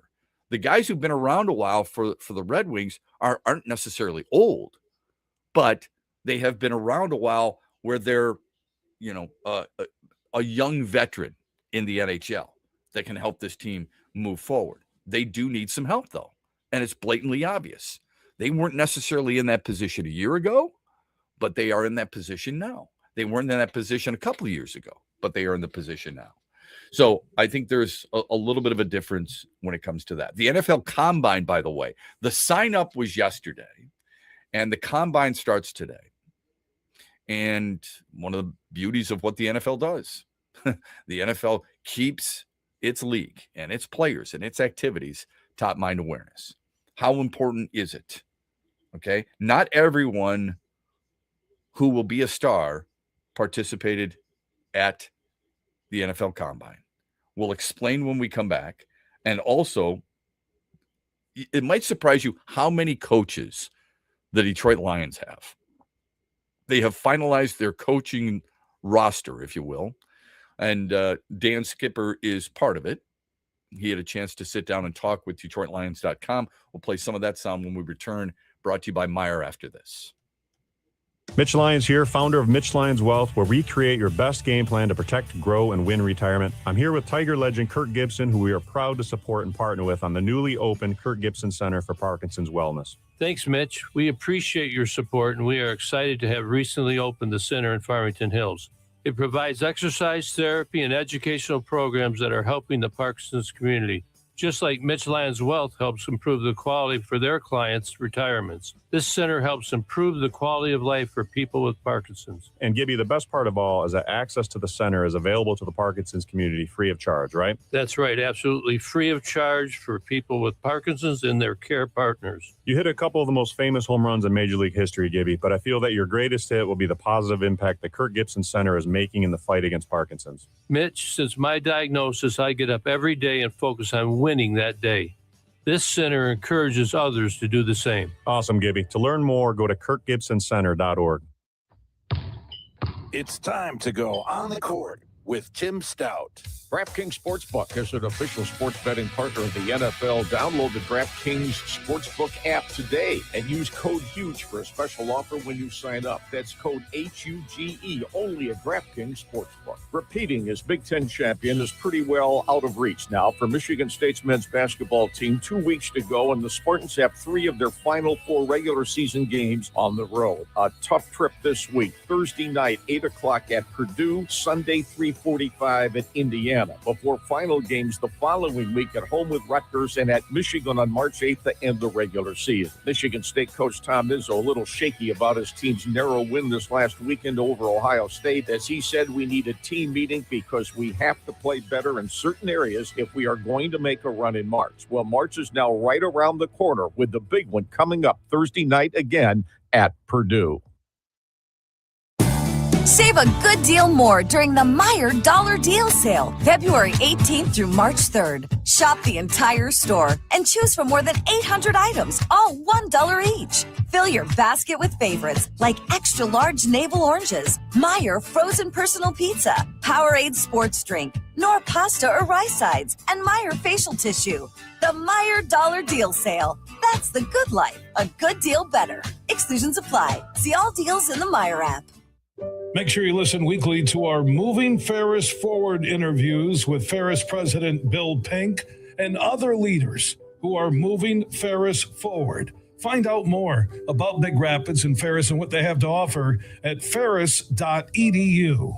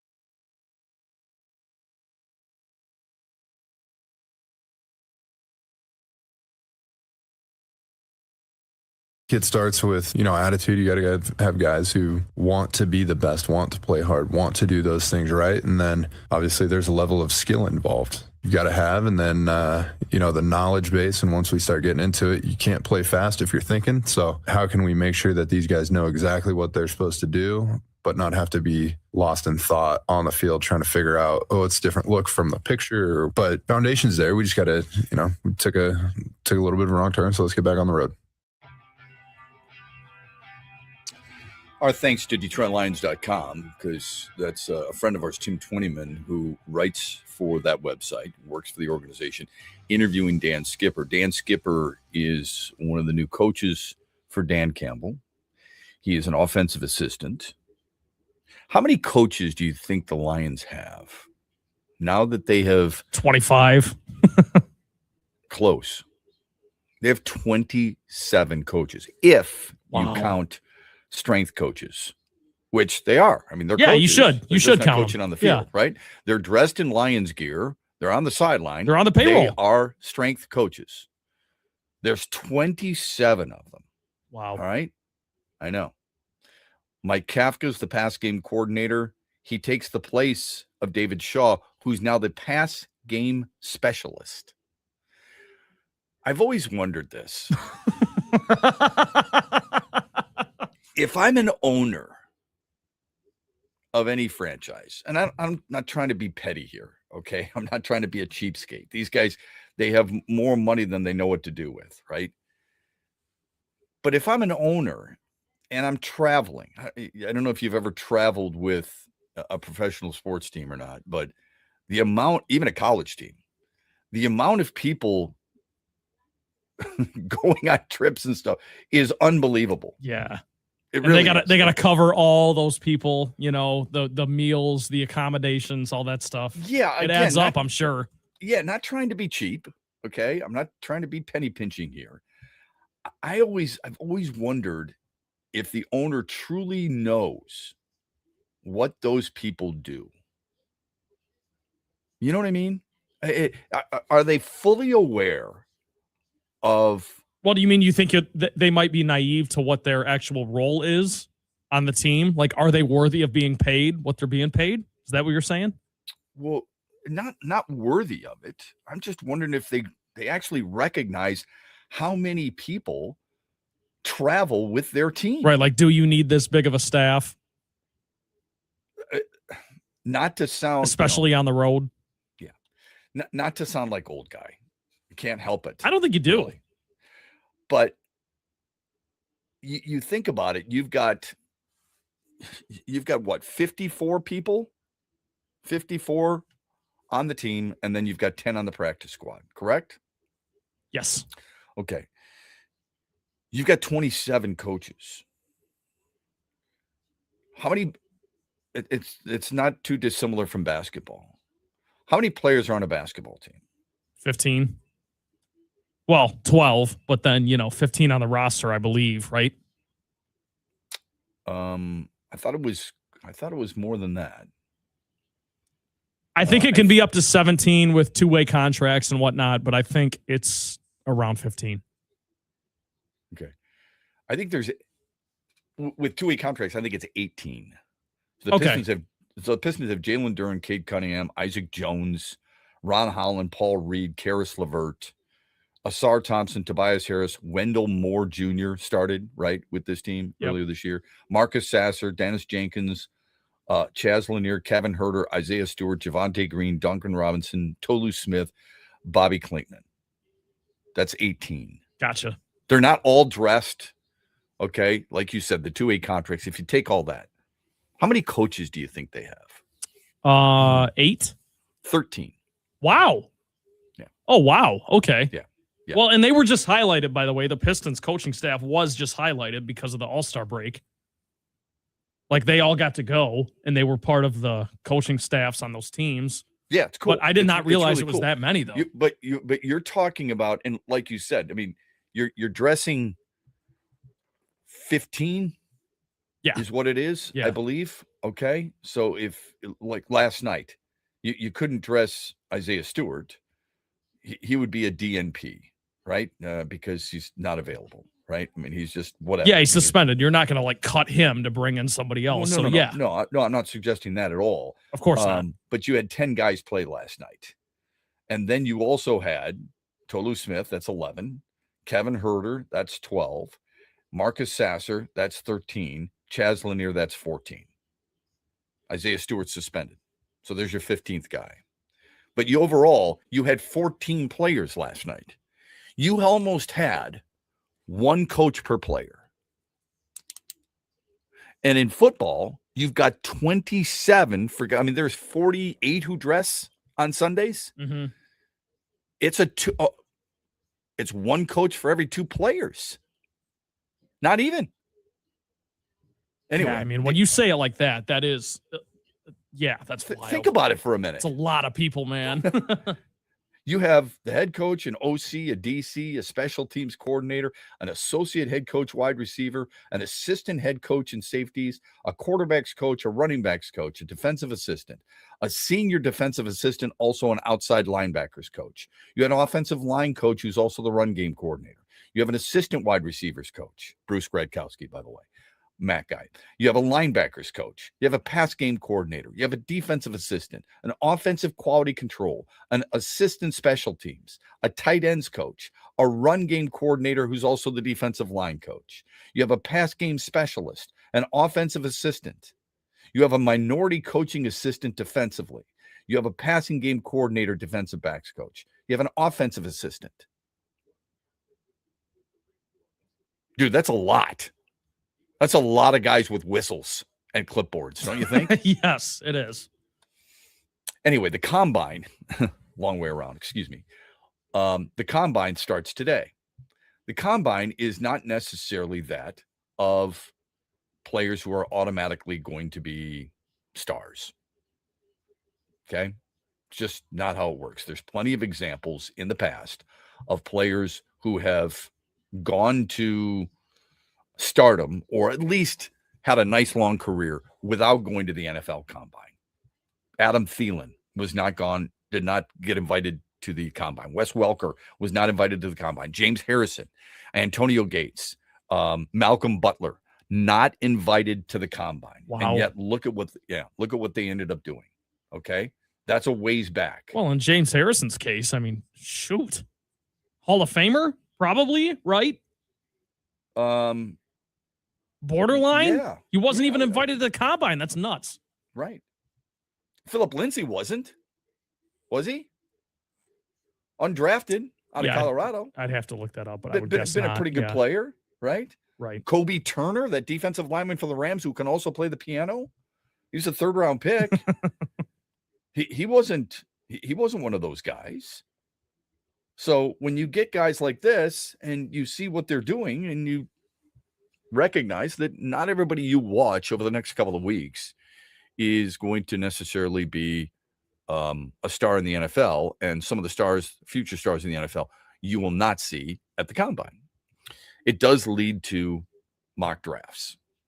And if you haven't looked at mock drafts yet, my guess is you'll soon start looking at them now because it won't be long before you get to one of your favorite days. Your favorite day is opening day with the Lions, hopefully the playoffs.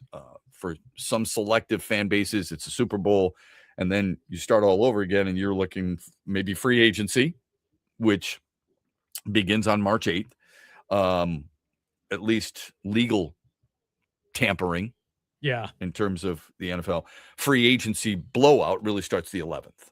And then the April draft is or the NFL draft is April 23rd. My rule for mock drafts is always March 1st. Like, I don't get into it until March comes, but it's hard, Shep. Right now on February 24th, it's really hard to stay away. I think what makes it really hard is that baseball's in spring training. You just had the Olympics, or you had an all-star break in certain sports like the NBA. And if your team's not playing every night, you've got to find some things to substitute the need for sports information. Sure. And let's face it, if you haven't been following college football a ton, and I'm not saying you haven't, but we all get caught up in a bubble, Trent. You're in a Michigan State bubble. You're in a Big Ten bubble. Mm-hmm. I'm in a Big Ten bubble. How do we burst out of it? I don't know. It's you.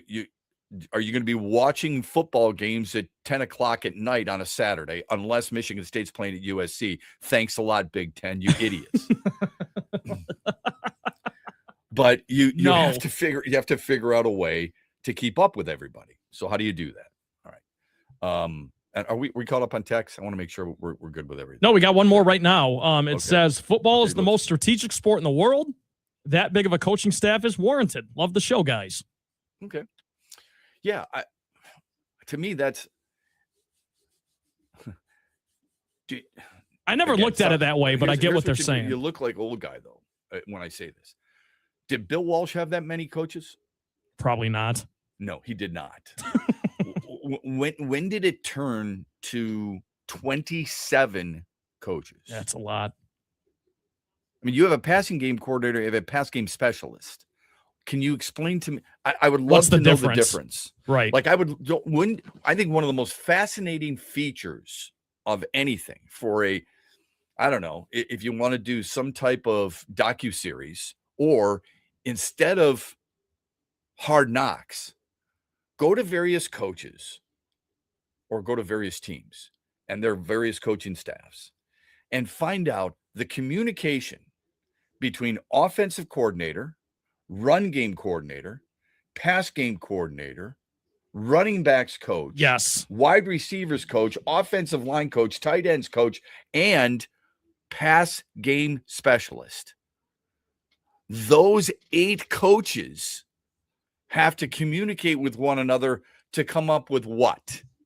One game plan and one decision on what play is best while breaking down the defense that they are about to see. And making adjustments within the game, too. That's what I find so interesting. And it's so weird. I'm so glad you brought that up because Mike Kafka was getting interviewed for offensive coordinator position. So the fact that he's now your passing game specialist, or is it coordinator?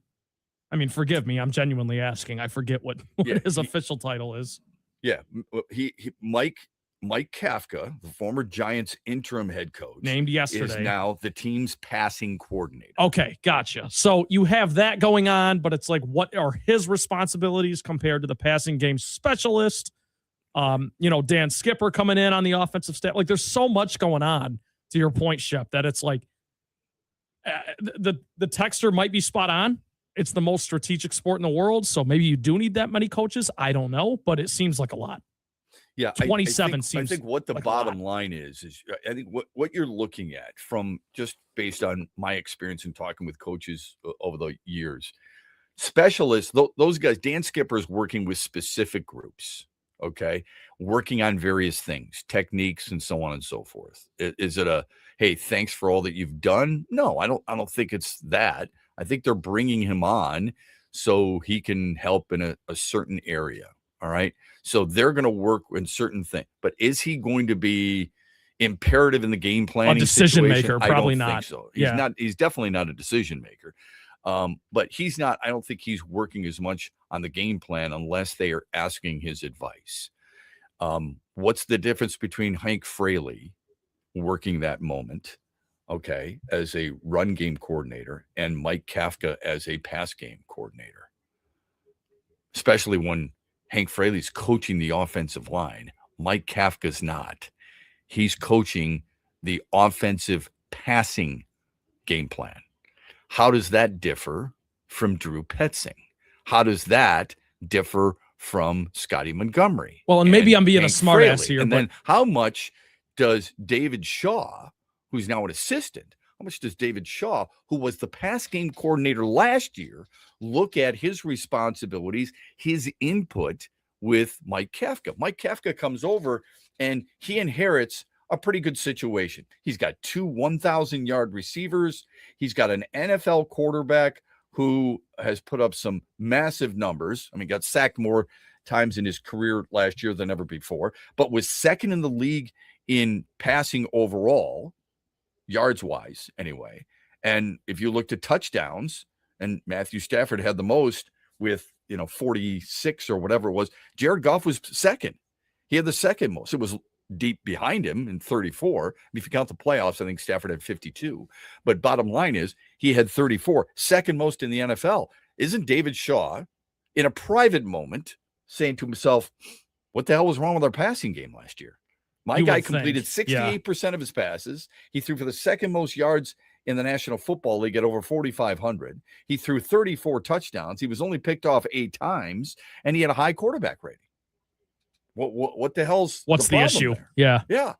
So there's got to be a little bit of that, doesn't it? I mean, there's a little private moment that thinks that. Yeah, that's a good point, Shep. Player all you want, but you've got to admit there's a part of him that has to be saying our passing game wasn't the problem. The blocking was the problem. Oh, and by the way, offensively, if you want to look at it from that standpoint too, you know, the offensive coordinator, whether it be Dan Campbell or whatever, and John Morton, time to move on. I understand why people feel like there was a need to move on. I was among them. But if we're always going to look at, certain numbers that fit our narrative, the Lions were a top 5 scoring offense. They were a top 5 offensive team in the National Football League. They had no problem moving the ball. They were 5th in overall yards. They were 3rd in yards per game through the air. Only the Rams and Cowboys were better. And they were 5th in points. Only the Rams, Patriots, Seahawks, and Bills scored more points per game than the Detroit Lions. Which, not to harp on this, but this is why I find it interesting that the narrative was John Morton's the problem, because maybe Dan Campbell took over and, made some adjustments, did some things. Why are more people looking at Kelvin Shepard? It wasn't that long ago that people mid-season were talking about him being a head coach at LSU, for crying out loud. Yeah, well, we've said that. This show has you and I have that out. Yeah. I think this show's done a pretty good job of asking that question. He gave up 332 yards per game. Now, some of it can be very misleading. So don't get me wrong. I mean, sometimes it's short fields. So when you look at points per game and you're giving up 24 points per game and so on and so forth, there's no doubt that there's a microscope, more of a focused microscope on Kelvin Shepard this coming season, without a doubt. Because some people feel like if you can get rid of a guy or a philosophy of your offense, you can get rid of that after its offensive success. But you can't do that with the defense, then something else has got to give. So I think people are going to start looking at that this year for sure. Our phone number, by the way, on the Meijer hotline, 866-838-4843. The text, Sports Radio 21,000. We're brought to you this hour by our friends at Meijer. Stay with us on a Tullymore Tuesday. Mitch Lyons here, founder of Mitch Lyons Wealth, where we create your best game plan to protect, grow, and win retirement. I'm here with Tiger legend Kirk Gibson, who we are proud to support and partner with on the newly opened Kirk Gibson Center for Parkinson's Wellness. Thanks, Mitch. We appreciate your support, and we are excited to have recently opened the center in Farmington Hills. It provides exercise therapy and educational programs that are helping the Parkinson's community, just like Mitch Lyons Wealth helps improve the quality for their clients' retirements. This center helps improve the quality of life for people with Parkinson's. And Gibby, the best part of all is that access to the center is available to the Parkinson's community free of charge, right? That's right, absolutely free of charge for people with Parkinson's and their care partners. You hit a couple of the most famous home runs in Major League history, Gibby, but I feel that your greatest hit will be the positive impact the Kirk Gibson Center is making in the fight against Parkinson's. Mitch, since my diagnosis, I get up every day and focus on winning that day. This center encourages others to do the same. Awesome, Gibby. To learn more, go to kirkgibsoncenter.org. The Freddie the Pizza Man Foundation is dedicated to providing support to families and Michigan schools touched by autism. We invite you to join us in supporting these families and schools by making a donation at freddythepizzaman.com. With your donation, you can help provide essential resources that can make a real impact. Visit freddythepizzaman.com to make a donation and to learn more about the foundation's mission. That's FREDI, thepizzaman.com. Together, we can make a difference. Farrah's Coffee has been family owned and operated operated for over 100 years. Its popular Den Blend and Dark Roast is more than coffee and more than the official coffee of the Detroit Lions. It's a call to rise. Ferris Coffee and the Lions are the perfect match. They embrace those who show up early, cheer loud, and never back down. Den Blend is perfectly roasted in Grand Rapids and provides the ultimate fuel for fans who wake up and roar. Whether you're tailgating at the game or cheering from your couch, Den Blend is your go-to coffee for your game day ritual. Huge here for Josh Garvey and his team at Dorn Mayhew, West Michigan. Now they continue to grow. They got their worldwide headquarters in Troy, Michigan on the east side of the state. They are worldwide. They are the leaders when it comes to accounting, CPA, and business needs. Simple and easy. Just Google Dorn Mayhew. And also Josh Garvey joins me every Tuesday as we talk hoops with former Michigan and Cleveland Cavaliers head coach John Beilein. Tuesdays, 5 p.m., Josh Garvey, Coach Beilein, and myself, we talk Michigan, Michigan State, and the Pistons. Talking hoops happens all the way through the NBA Finals. And could you imagine if the Pistons are in the NBA Finals? If you ever have a hoops question for us, you can drop it at Huge Show on Twitter, The Huge Show on Facebook, and Talking Hoops every Tuesday at 5 p.m. presented by one of the world's top accounting, CPA, and business firms, Dorn Mayhew. Hear that? That's the sound of saving a good deal more when you shop with M-Perks at Meijer. Some delicious Cosmic Crisp apples, money saved. Meijer Essential Paper Towels, that's money saved. Savings, savings, savings. Because every dollar spent is also points earned in M-Perks, which you can use to save on your next grocery trip or up to $1 off per gallon on your next tank of gas. At Meijer, we work hard to help you save a good deal more for a whole lot less. That's bringing more good to life. Exclusions apply. See mperks.com for details. From Grand Rapids, Kalamazoo, Muskegon, Petoskey, Charlevoix, Traverse City, Cadillac, Lansing, and beyond, you are listening to X's and Bros with Matt Shepard only on the Michigan Sports Network.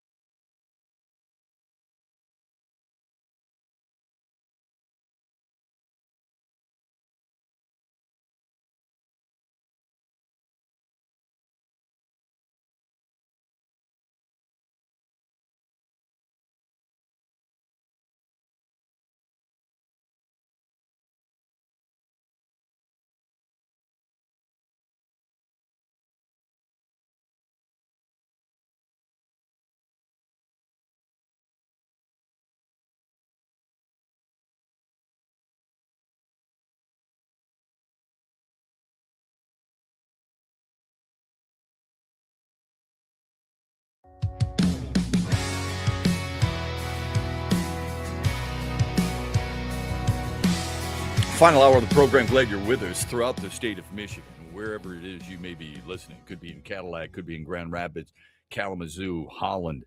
It could be in Petoskey, in Charlevoix, Traverse City, Lansing. We appreciate the time. Maybe you're watching us, streaming us on YouTube, on Twitter, or on Facebook. Always honored to be with you, especially on a Tullymore Tuesday. And we're brought to you this hour by Avelo Airlines that flies directly from Grand Rapids to Lakeland, from Detroit to Lakeland as well. And right now, as long as you're booking your flight here before March 31st, you're going to get $20 off your ticket, and you will arrive 20 minutes from Joker Marchant Stadium. Let's go back to the phone lines. The Meyer hotline, 866-838-4843. Brett is up next on a Tullymore Tuesday. Brett, good morning, my friend. How are you? Good morning, Shep. How you doing, man? I got a Good, question buddy. for you because you know sports way more than I do. Has there ever been an NFL team that had a dual general managership? I don't believe so. Because I believe the Lions need one. Because I think we need somebody who understands the salary cap and how to keep the proper talent and how to evaluate the talent we have on our team. And I'm not trying to single out one, but we kept Graham Glasgow, the worst lineman on our offensive line from 2 years ago. And look what happened when we let Zeitler walk. I mean, I'm not saying we would have been that much better with Zeitler, but I mean, he makes a lot of bonehead mistakes, like 3 third-round draft picks for a wide receiver we don't need. You know, well, I think we need somebody that can help him with some of the decisions he needs to make. Yeah. So first things first. It's not that they didn't need a wide receiver. He felt like he was really talented, and he felt like he was going to be a third wide receiver. You got rid of Tim Patrick, and you got him. I would have liked to have seen him play more. I think it's a fair question. As far as the salary cap, they have a guy by the name of Mike Disner who's going to be the team president shortly. And Mike Disner is the guy who handles that. And he's very, very good at what he does. So much so that other teams have considered him for their front office. He's the chief operating officer, I believe is his title now, but he will soon probably take the place of Rod Wood. Brad Holmes has plenty of assistants, including Chris Spielman, who helps him on a number of different occasions. But I don't think you need a co-general manager by any stretch. You have guys who are helping him make the decision. They just made some decisions this past year that you and I disagree with. It doesn't mean that you blow it up and start all over again. Well, okay, I got another question then. Do you think he just does not believe in free agents then? No, I think you're going to see a little bit of a change in direction in that regard. Let me ask you this, Brett. If your team had as many wins over the previous 2 years as just about any team in the National Football League, outside of Kansas City, I believe, and maybe Baltimore, but over the past 2 seasons, you won a division title and you made the playoffs. You won 2 division titles, I'm sorry. And you made the playoffs, and you had the best record in football. Would you drastically change everything that you do? Not drastically, but there's a saying in sports that if you ain't moving forward, you're going backwards. Yeah, you got to evolve, right? You have to evolve. I Yeah. don't think there's any doubt about I don't that. think he has the ability to evolve. I'm not trying to pick on the people he keeps keeping, but he seems to fall in love with the guys he likes, and whether or not they're any good or not, or whether or not they can play. Davenport, and Enrique, Well, yeah. well, you know what I'm saying? Yeah. No, I agree. I think it's fair, Brett. Yeah, I do. I think it's fair that you bring up 3 guys who you and I both agree, well, at least one of them, Marcus Davenport, cannot play. Marcus Davenport, the re-signing of Marcus Davenport made no sense to anybody. Okay. Josh Paschal being drafted out of Kentucky, Levi Onwuzurike being drafted where they were drafted. It has not worked out. It hasn't worked out with Enos Rakestraw either. Okay. But you and I are on the same page there. We're also being very selective. What about the guys who can play, who he drafted or brought in here? Why are we focused on the guys who can't? Because if you look at his drafts, overall, he's batting about only 50%.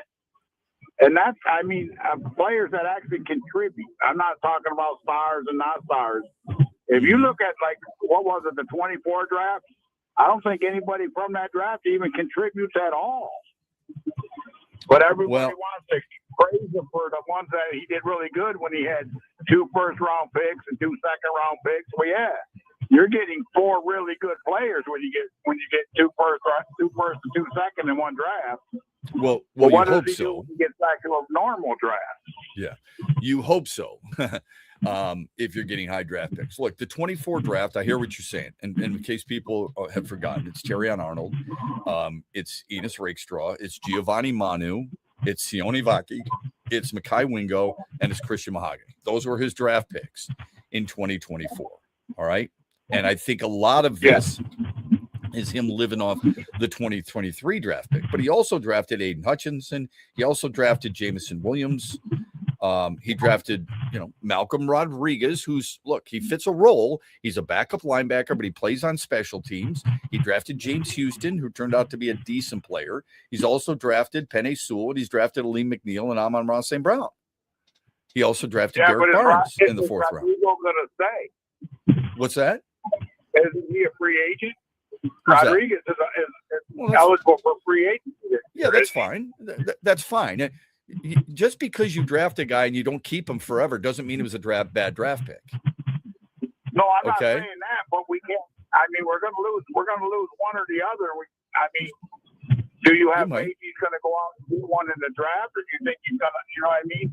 We can't go into the season with Jack Campbell. Correct. And Derek Barnes. You can't do that. So I hear what you're saying. I think you're right about that. Yeah, I think Derek Barnes played really well at times last year. I think you're right about that, Brett. I do. And thanks for the phone call. I think we have given him our trust, which is a tough thing to do, because of what he accomplished in 2023. How it started. Yes. And because of what this team accomplished within a 3-year span. People are questioning that now. I don't blame them one bit. When you see the results of the 2024 draft and you see the lack of free agent play, the free agents were DJ Reed. The free agent was Kevin Zeitler.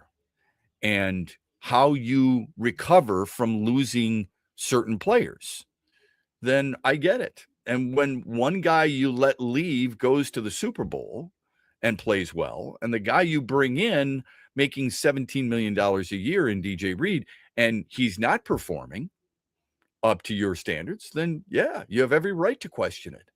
I think this is a massive offseason for Brad Holmes, not just because of the draft, but because of the players that he has to bring in and his willingness to participate in free agency. It's a good call. Thank you, Brett. Really interesting topic. 866-838-4843. We're brought to you this hour by Avelo Airlines. We're back after this. Huge here for Josh Garvey and his team at Dorn Mayhew, West Michigan. Now, they continue to grow. They got their worldwide headquarters in Troy, Michigan, on the east side of the state. They are worldwide.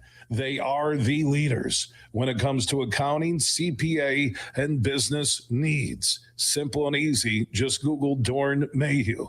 And also, Josh Garvey joins me every Tuesday as we talk hoops with former Michigan and Cleveland Cavaliers head coach John Beilein. Tuesdays, 5 p.m., Josh Garvey, Coach Beilein, and myself, we talk Michigan, Michigan State, and the Pistons. Talking hoops happens all the way through the NBA Finals. And could you imagine if the Pistons are in the NBA Finals? If you ever have a hoops question for us, you can drop it at Huge Show on Twitter, The Huge Show on Facebook, and Talking Hoops every Tuesday at 5 p.m., presented by one of the world's top accounting, CPA, and business firms, Dorn Mayhew. It's time to go on the court with Tim Stout. DraftKings Sportsbook is an official sports betting partner of the NFL. Download the DraftKings Sportsbook app today and use code HUGE for a special offer when you sign up. That's code HUGE only at DraftKings Sportsbook. Repeating as Big Ten champion is pretty well out of reach now for Michigan State's men's basketball team. 2 weeks to go, and the Spartans have 3 of their final 4 regular season games on the road. A tough trip this week. Thursday night, 8 o'clock at Purdue. Sunday, 3:45 at Indiana. Before final games the following week at home with Rutgers and at Michigan on March 8th to end the regular season. Michigan State coach Tom Izzo a little shaky about his team's narrow win this last weekend over Ohio State. As he said, we need a team meeting because we have to play better in certain areas if we are going to make a run in March. Well, March is now right around the corner with the big one coming up Thursday night again at Purdue. Hear that? That's the sound of saving a good deal more when you shop with M-Perks at Meijer.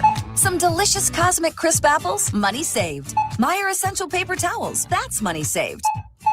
Savings, savings, savings. Because every dollar spent is also points earned in M-Perks, which you can use to save on your next grocery trip or up to $1 off per gallon on your next tank of gas. At Meijer, we work hard to help you save a good deal more for a whole lot less. That's bringing more good to life. Exclusions apply. See mperks.com for details. Huge here for the Michigan High School Athletic Association. You can stay up to date on the latest from Lansing 24/7 at MHSAA.com,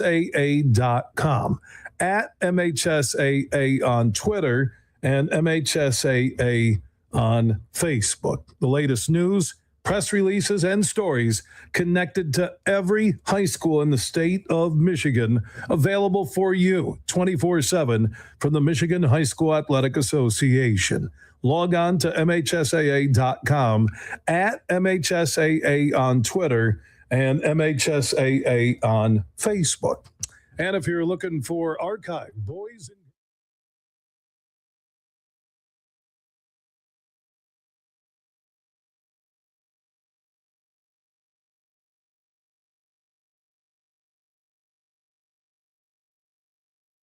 what did you pick up when you were a kid from JV?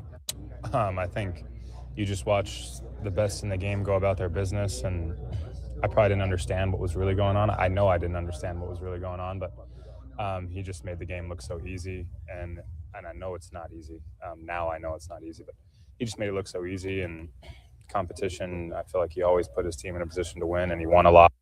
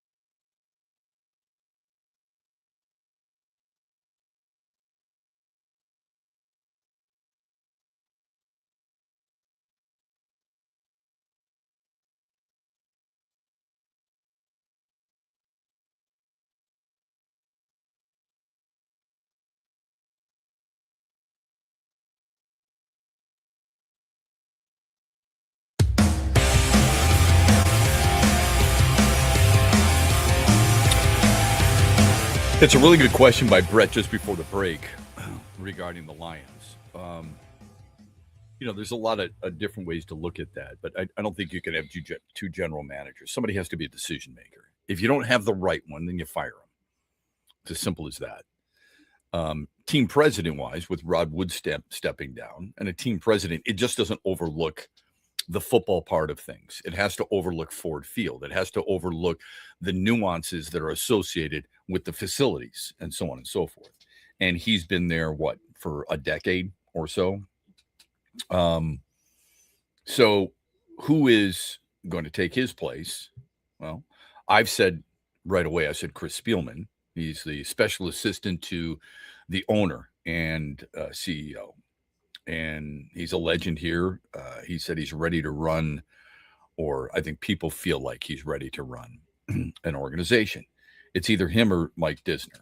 And Disner is highly thought of too.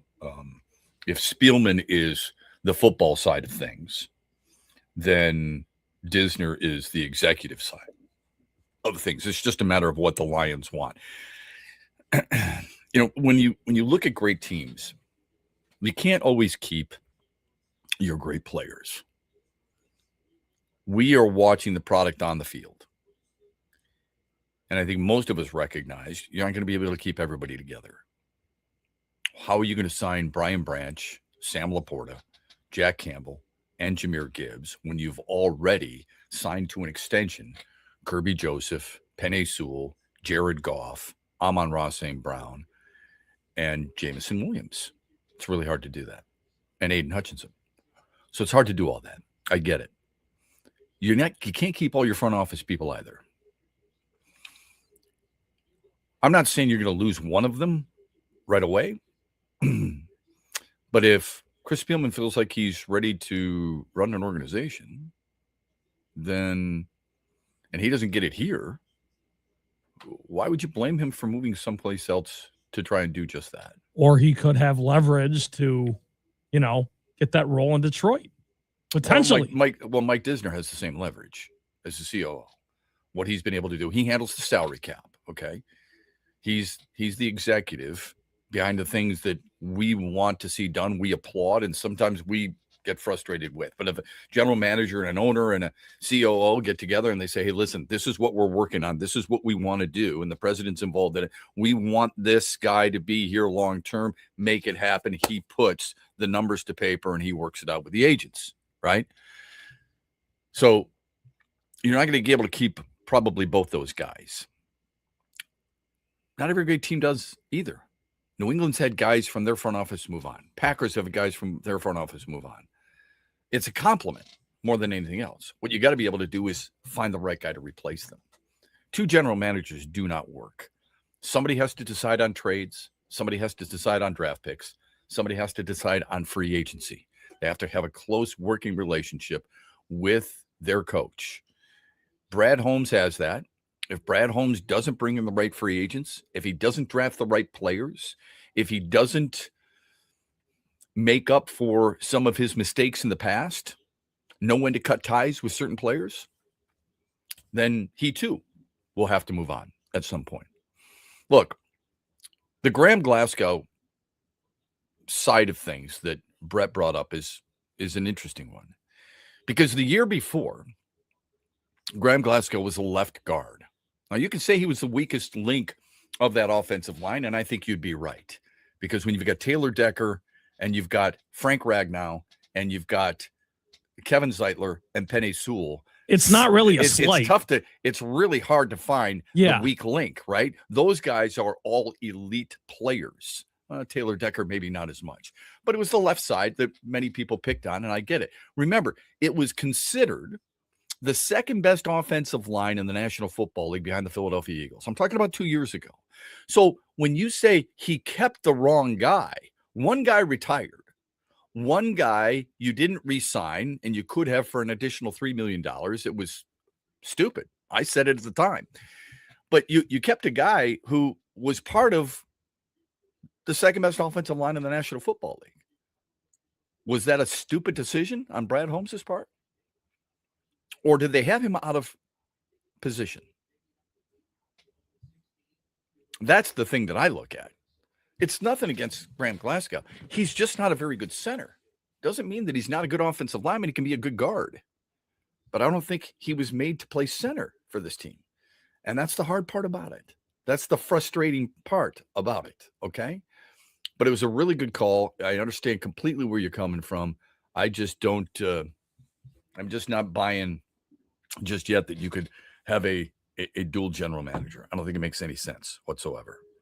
Via text, I have heard Mark Hollis has a small chance given that he was on the committee to pick Dan Campbell. I've heard that name associated with it too. Mark Hollis right now is doing a hell of a job in running the Rocket Classic, the golf event at Detroit Golf Club. Shep, I think Chris ends up being the next GM in this town if Brad continues to fail. In fairness, Chris said he wanted to learn and interviewed in New York a year ago. Correct. Good point. If Brad fails again, well, that's an interesting way to phrase it.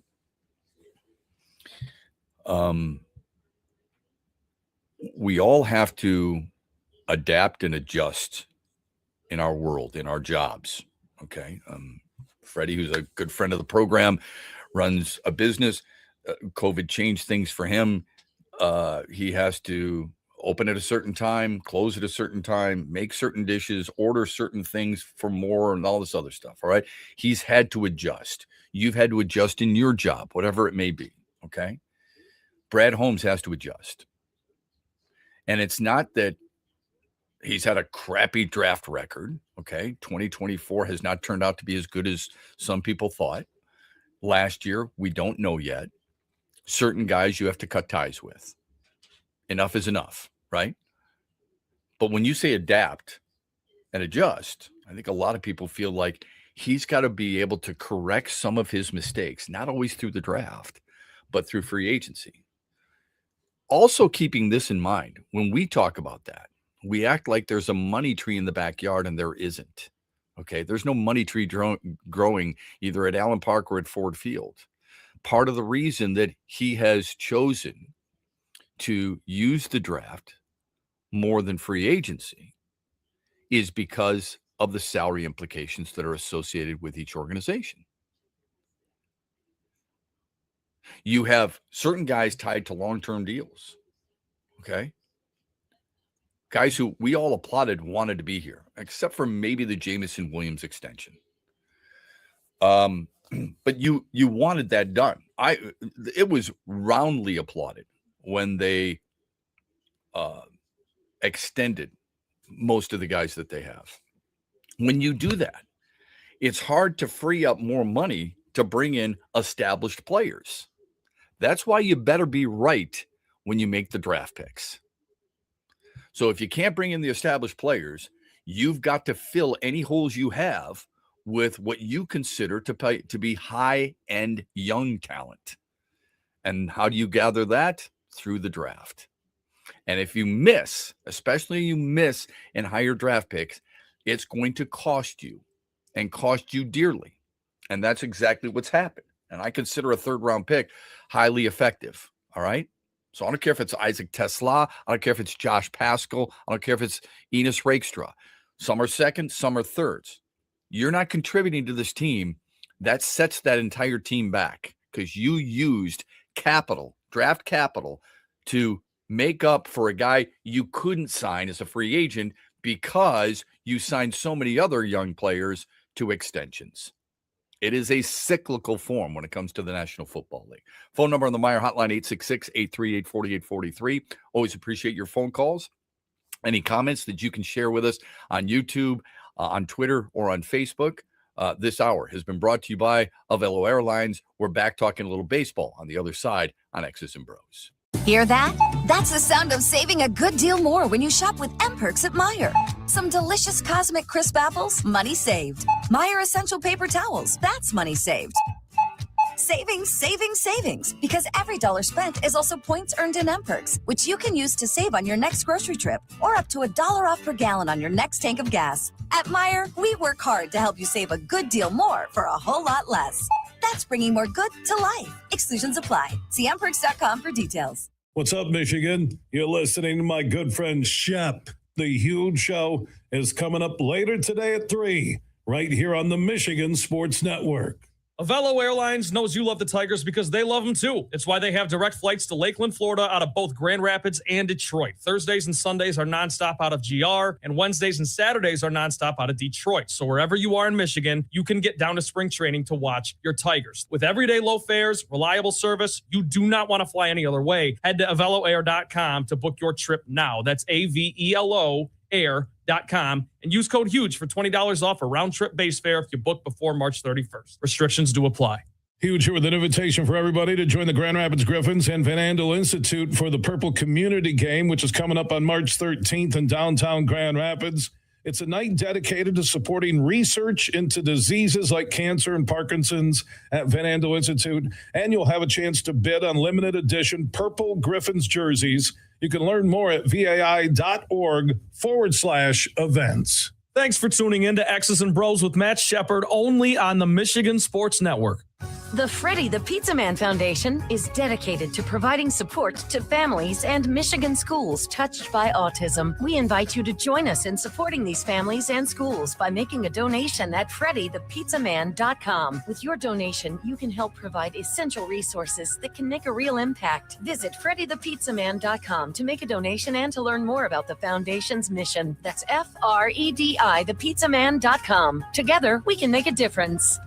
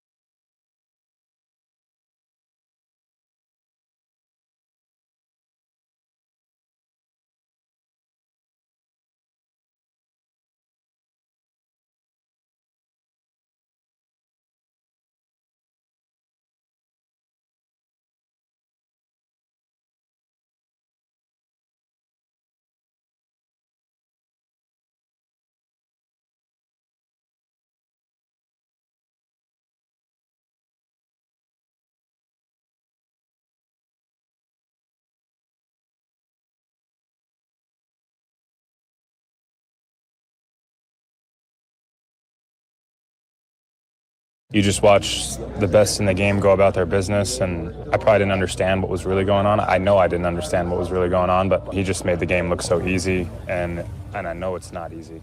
Now I know it's not easy, but he just made it look so easy. And competition, I feel like he always put his team in a position to win, and he won a lot, so that's probably what I was looking at the most.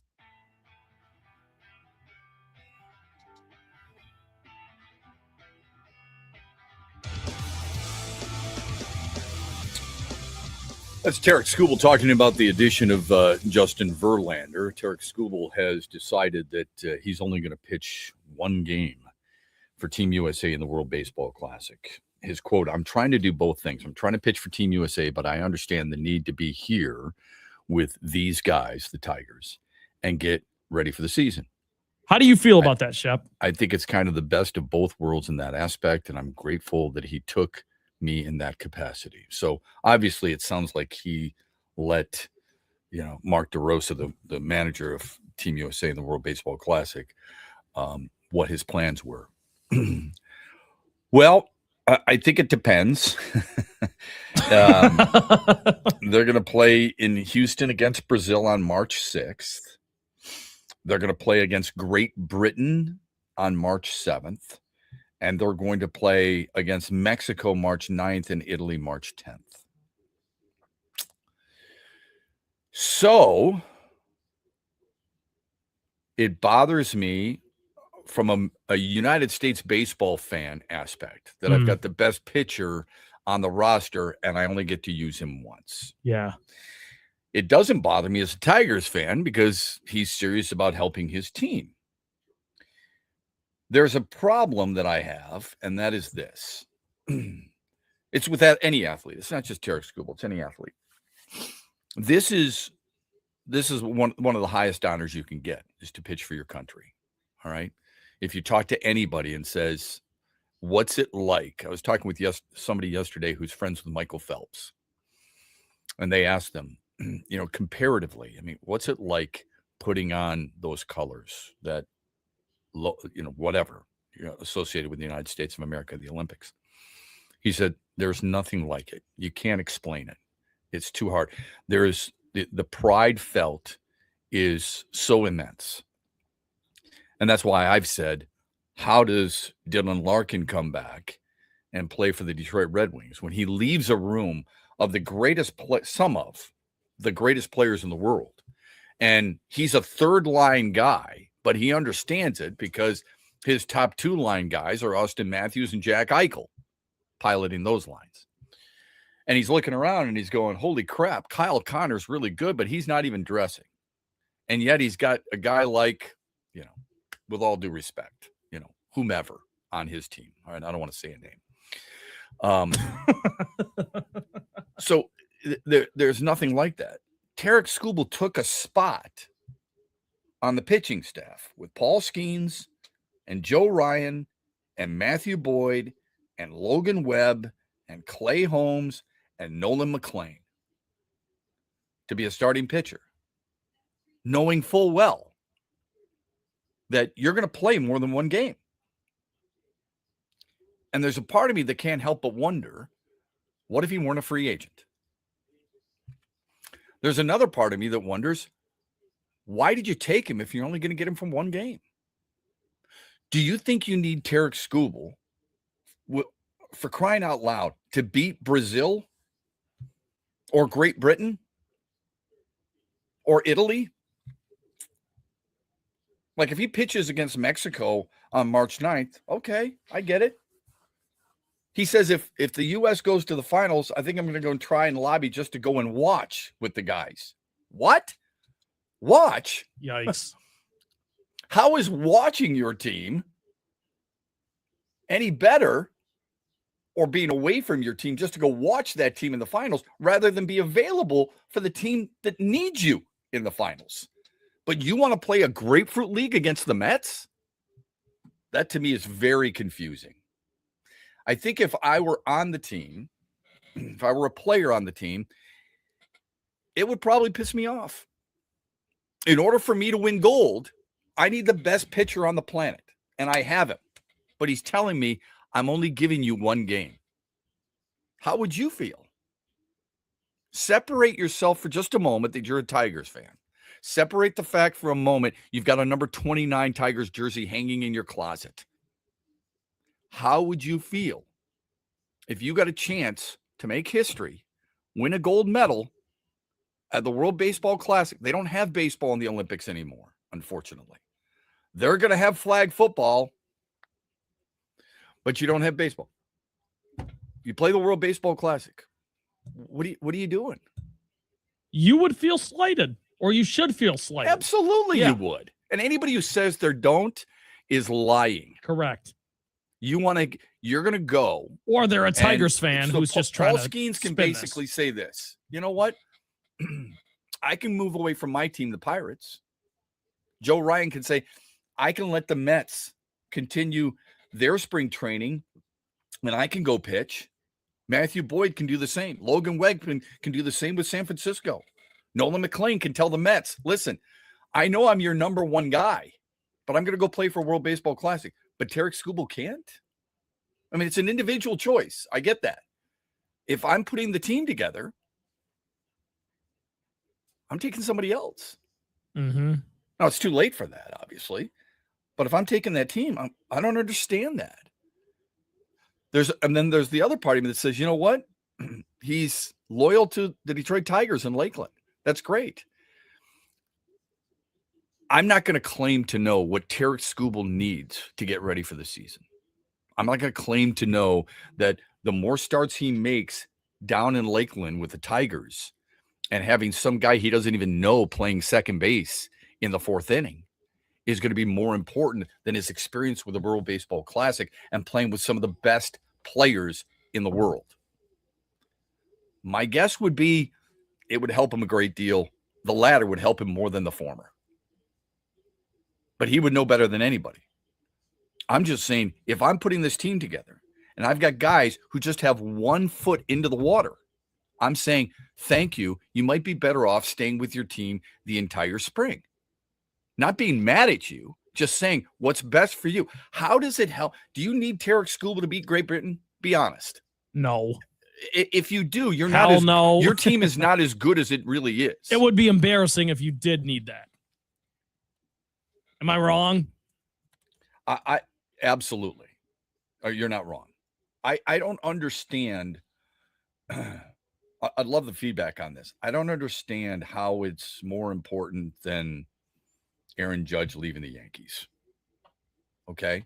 Bryce Harper leaving the Phillies. If this is probably the wrong way to say it, but I'm going to say it anyway.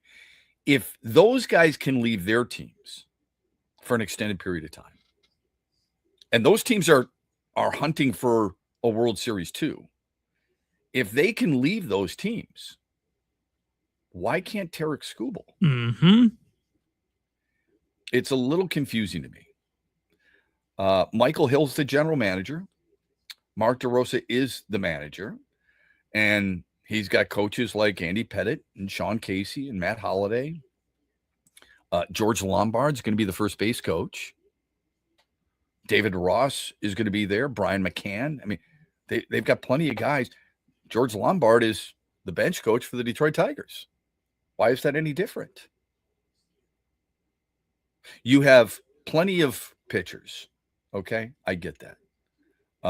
There are some guys who, unfortunately, aren't going to be able to participate because of injury. Corbin Carroll, for example, but he's not a pitcher. You could use Garrett Clevenger to beat Great Britain. Okay, but when you play against the big boys, you were hoping to have one of your big boys, and we always said Tarek Skubal's the best in the business.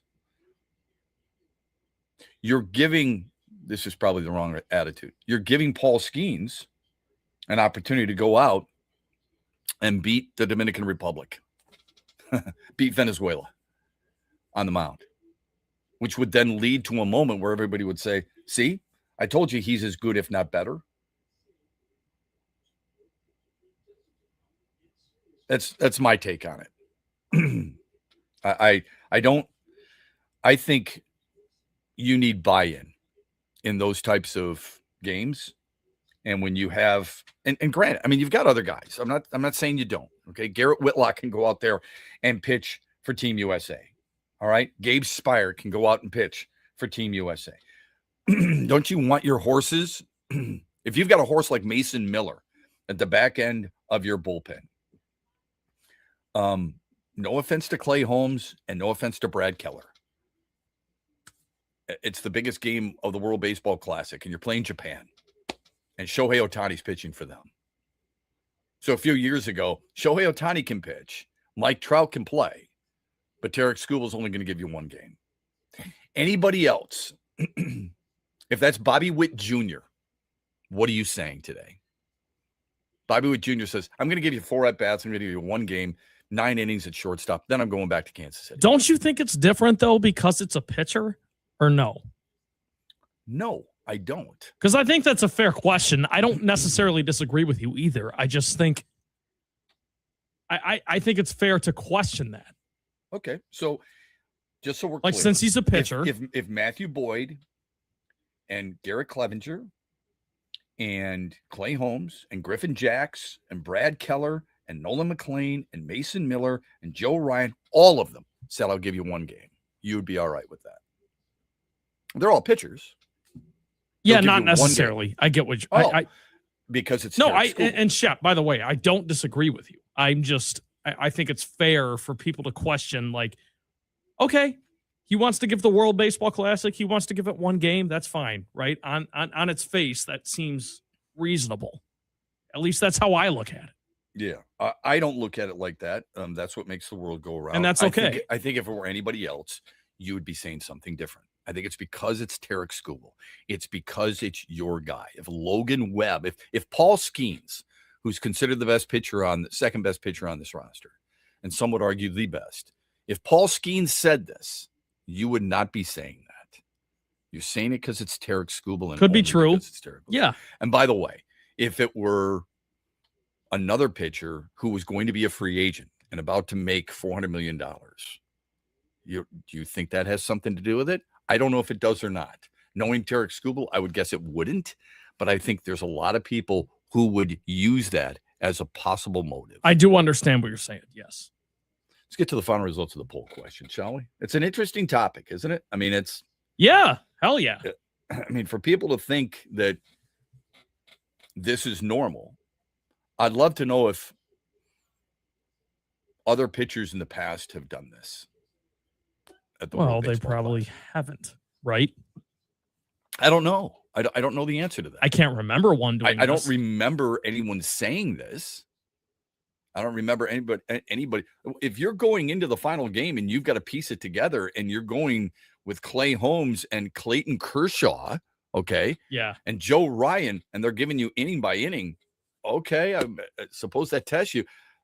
My thought was that he would want to pitch against the very best in the world. He hasn't had a chance to do that yet. Sure, he's pitching against Cleveland, and he's pitching against Seattle. He's got a chance to pitch against some of the best players in the world on the highest stage, in baseball's highest stage, outside of Major League Baseball, but the world. Some guys that he maybe has never seen before, playing in Japan, for example, down the road. And he's not going to take advantage of it. His choice. Let's get to the final results of the poll question. We have one for you. It's the Mitch Lineswell poll question. We asked you, which Michigander USA hockey player is your MVP of the Olympics? Is it Connor Hellebuck? Is it Megan Keller, who scored the game-winning goal against Canada in overtime? Is it Quinn Hughes, who logged more ice time than anybody on Team USA? Or is it other? What were the results? I thought it was a really good poll question for how lopsided the results are. Connor Hellebuck wins 89%. Nice. Megan Keller, 5%. Quinn Hughes, 4%. Other 2%. But no wrong answers here, man. Nope. All of them were fantastic. How did the daily wager fare last night? Not good. Victor Wembanyama, I took the under 10.5 rebounds. He had 6 at halftime and then finished with 17. So that second half rebounding really helped Victor Wembanyama and hurt me. Tonight, I will take Michigan minus 22.5 versus Minnesota. I think they come out with a vengeance. Minnesota's not good. Michigan is, point blank. I don't care that they lost to Duke. I think Michigan blows out the Gophers tonight, Shep. What say you? Absolutely. that's the last thing you wanted to do is face Michigan after Michigan lost the way they did to Duke. Look, I said this before, and I said it earlier in the program too. Duke's a really good basketball team. There's no shame in losing to certain teams. Absolutely you don't not. lose to them. I'm not saying you should accept it. I'm just saying that you can learn from it, and there's no shame in it. Michigan played Duke as hard as any team in the country this year, but ended up losing. Okay. There are certain games you lose at Penn State. There's a reason to question what this team can do and what it can't do. But losing like that on a neutral site to Duke, I don't think there's any issue with it whatsoever. So Michigan's going to use that experience, and I think they are going to throttle Minnesota. Totally agree. Absolutely blow them out. And if they don't, it would surprise the hell out of me. We're back with you tomorrow. We hope you can join us. Max Bultman's going to join us. We're going to talk about hockey, and we're going to talk about how the Red Wings move forward, the trade deadline that Steve Yzerman faces, the post-Olympic trade deadline, what the Olympics did for hockey, and a whole lot more. So hope you can join us, 8:35. Tim Hardaway Sr. joins us at 8:18. We got a busy show tomorrow. It all starts with you, though. We're brought to you by Avello Airlines. Have a great Tullymore Tuesday, everybody, and thanks for watching and listening on the Michigan Sports Network. Huge here for Josh Garvey and his team at Dorn Mayhew, West Michigan. Now they continue to grow.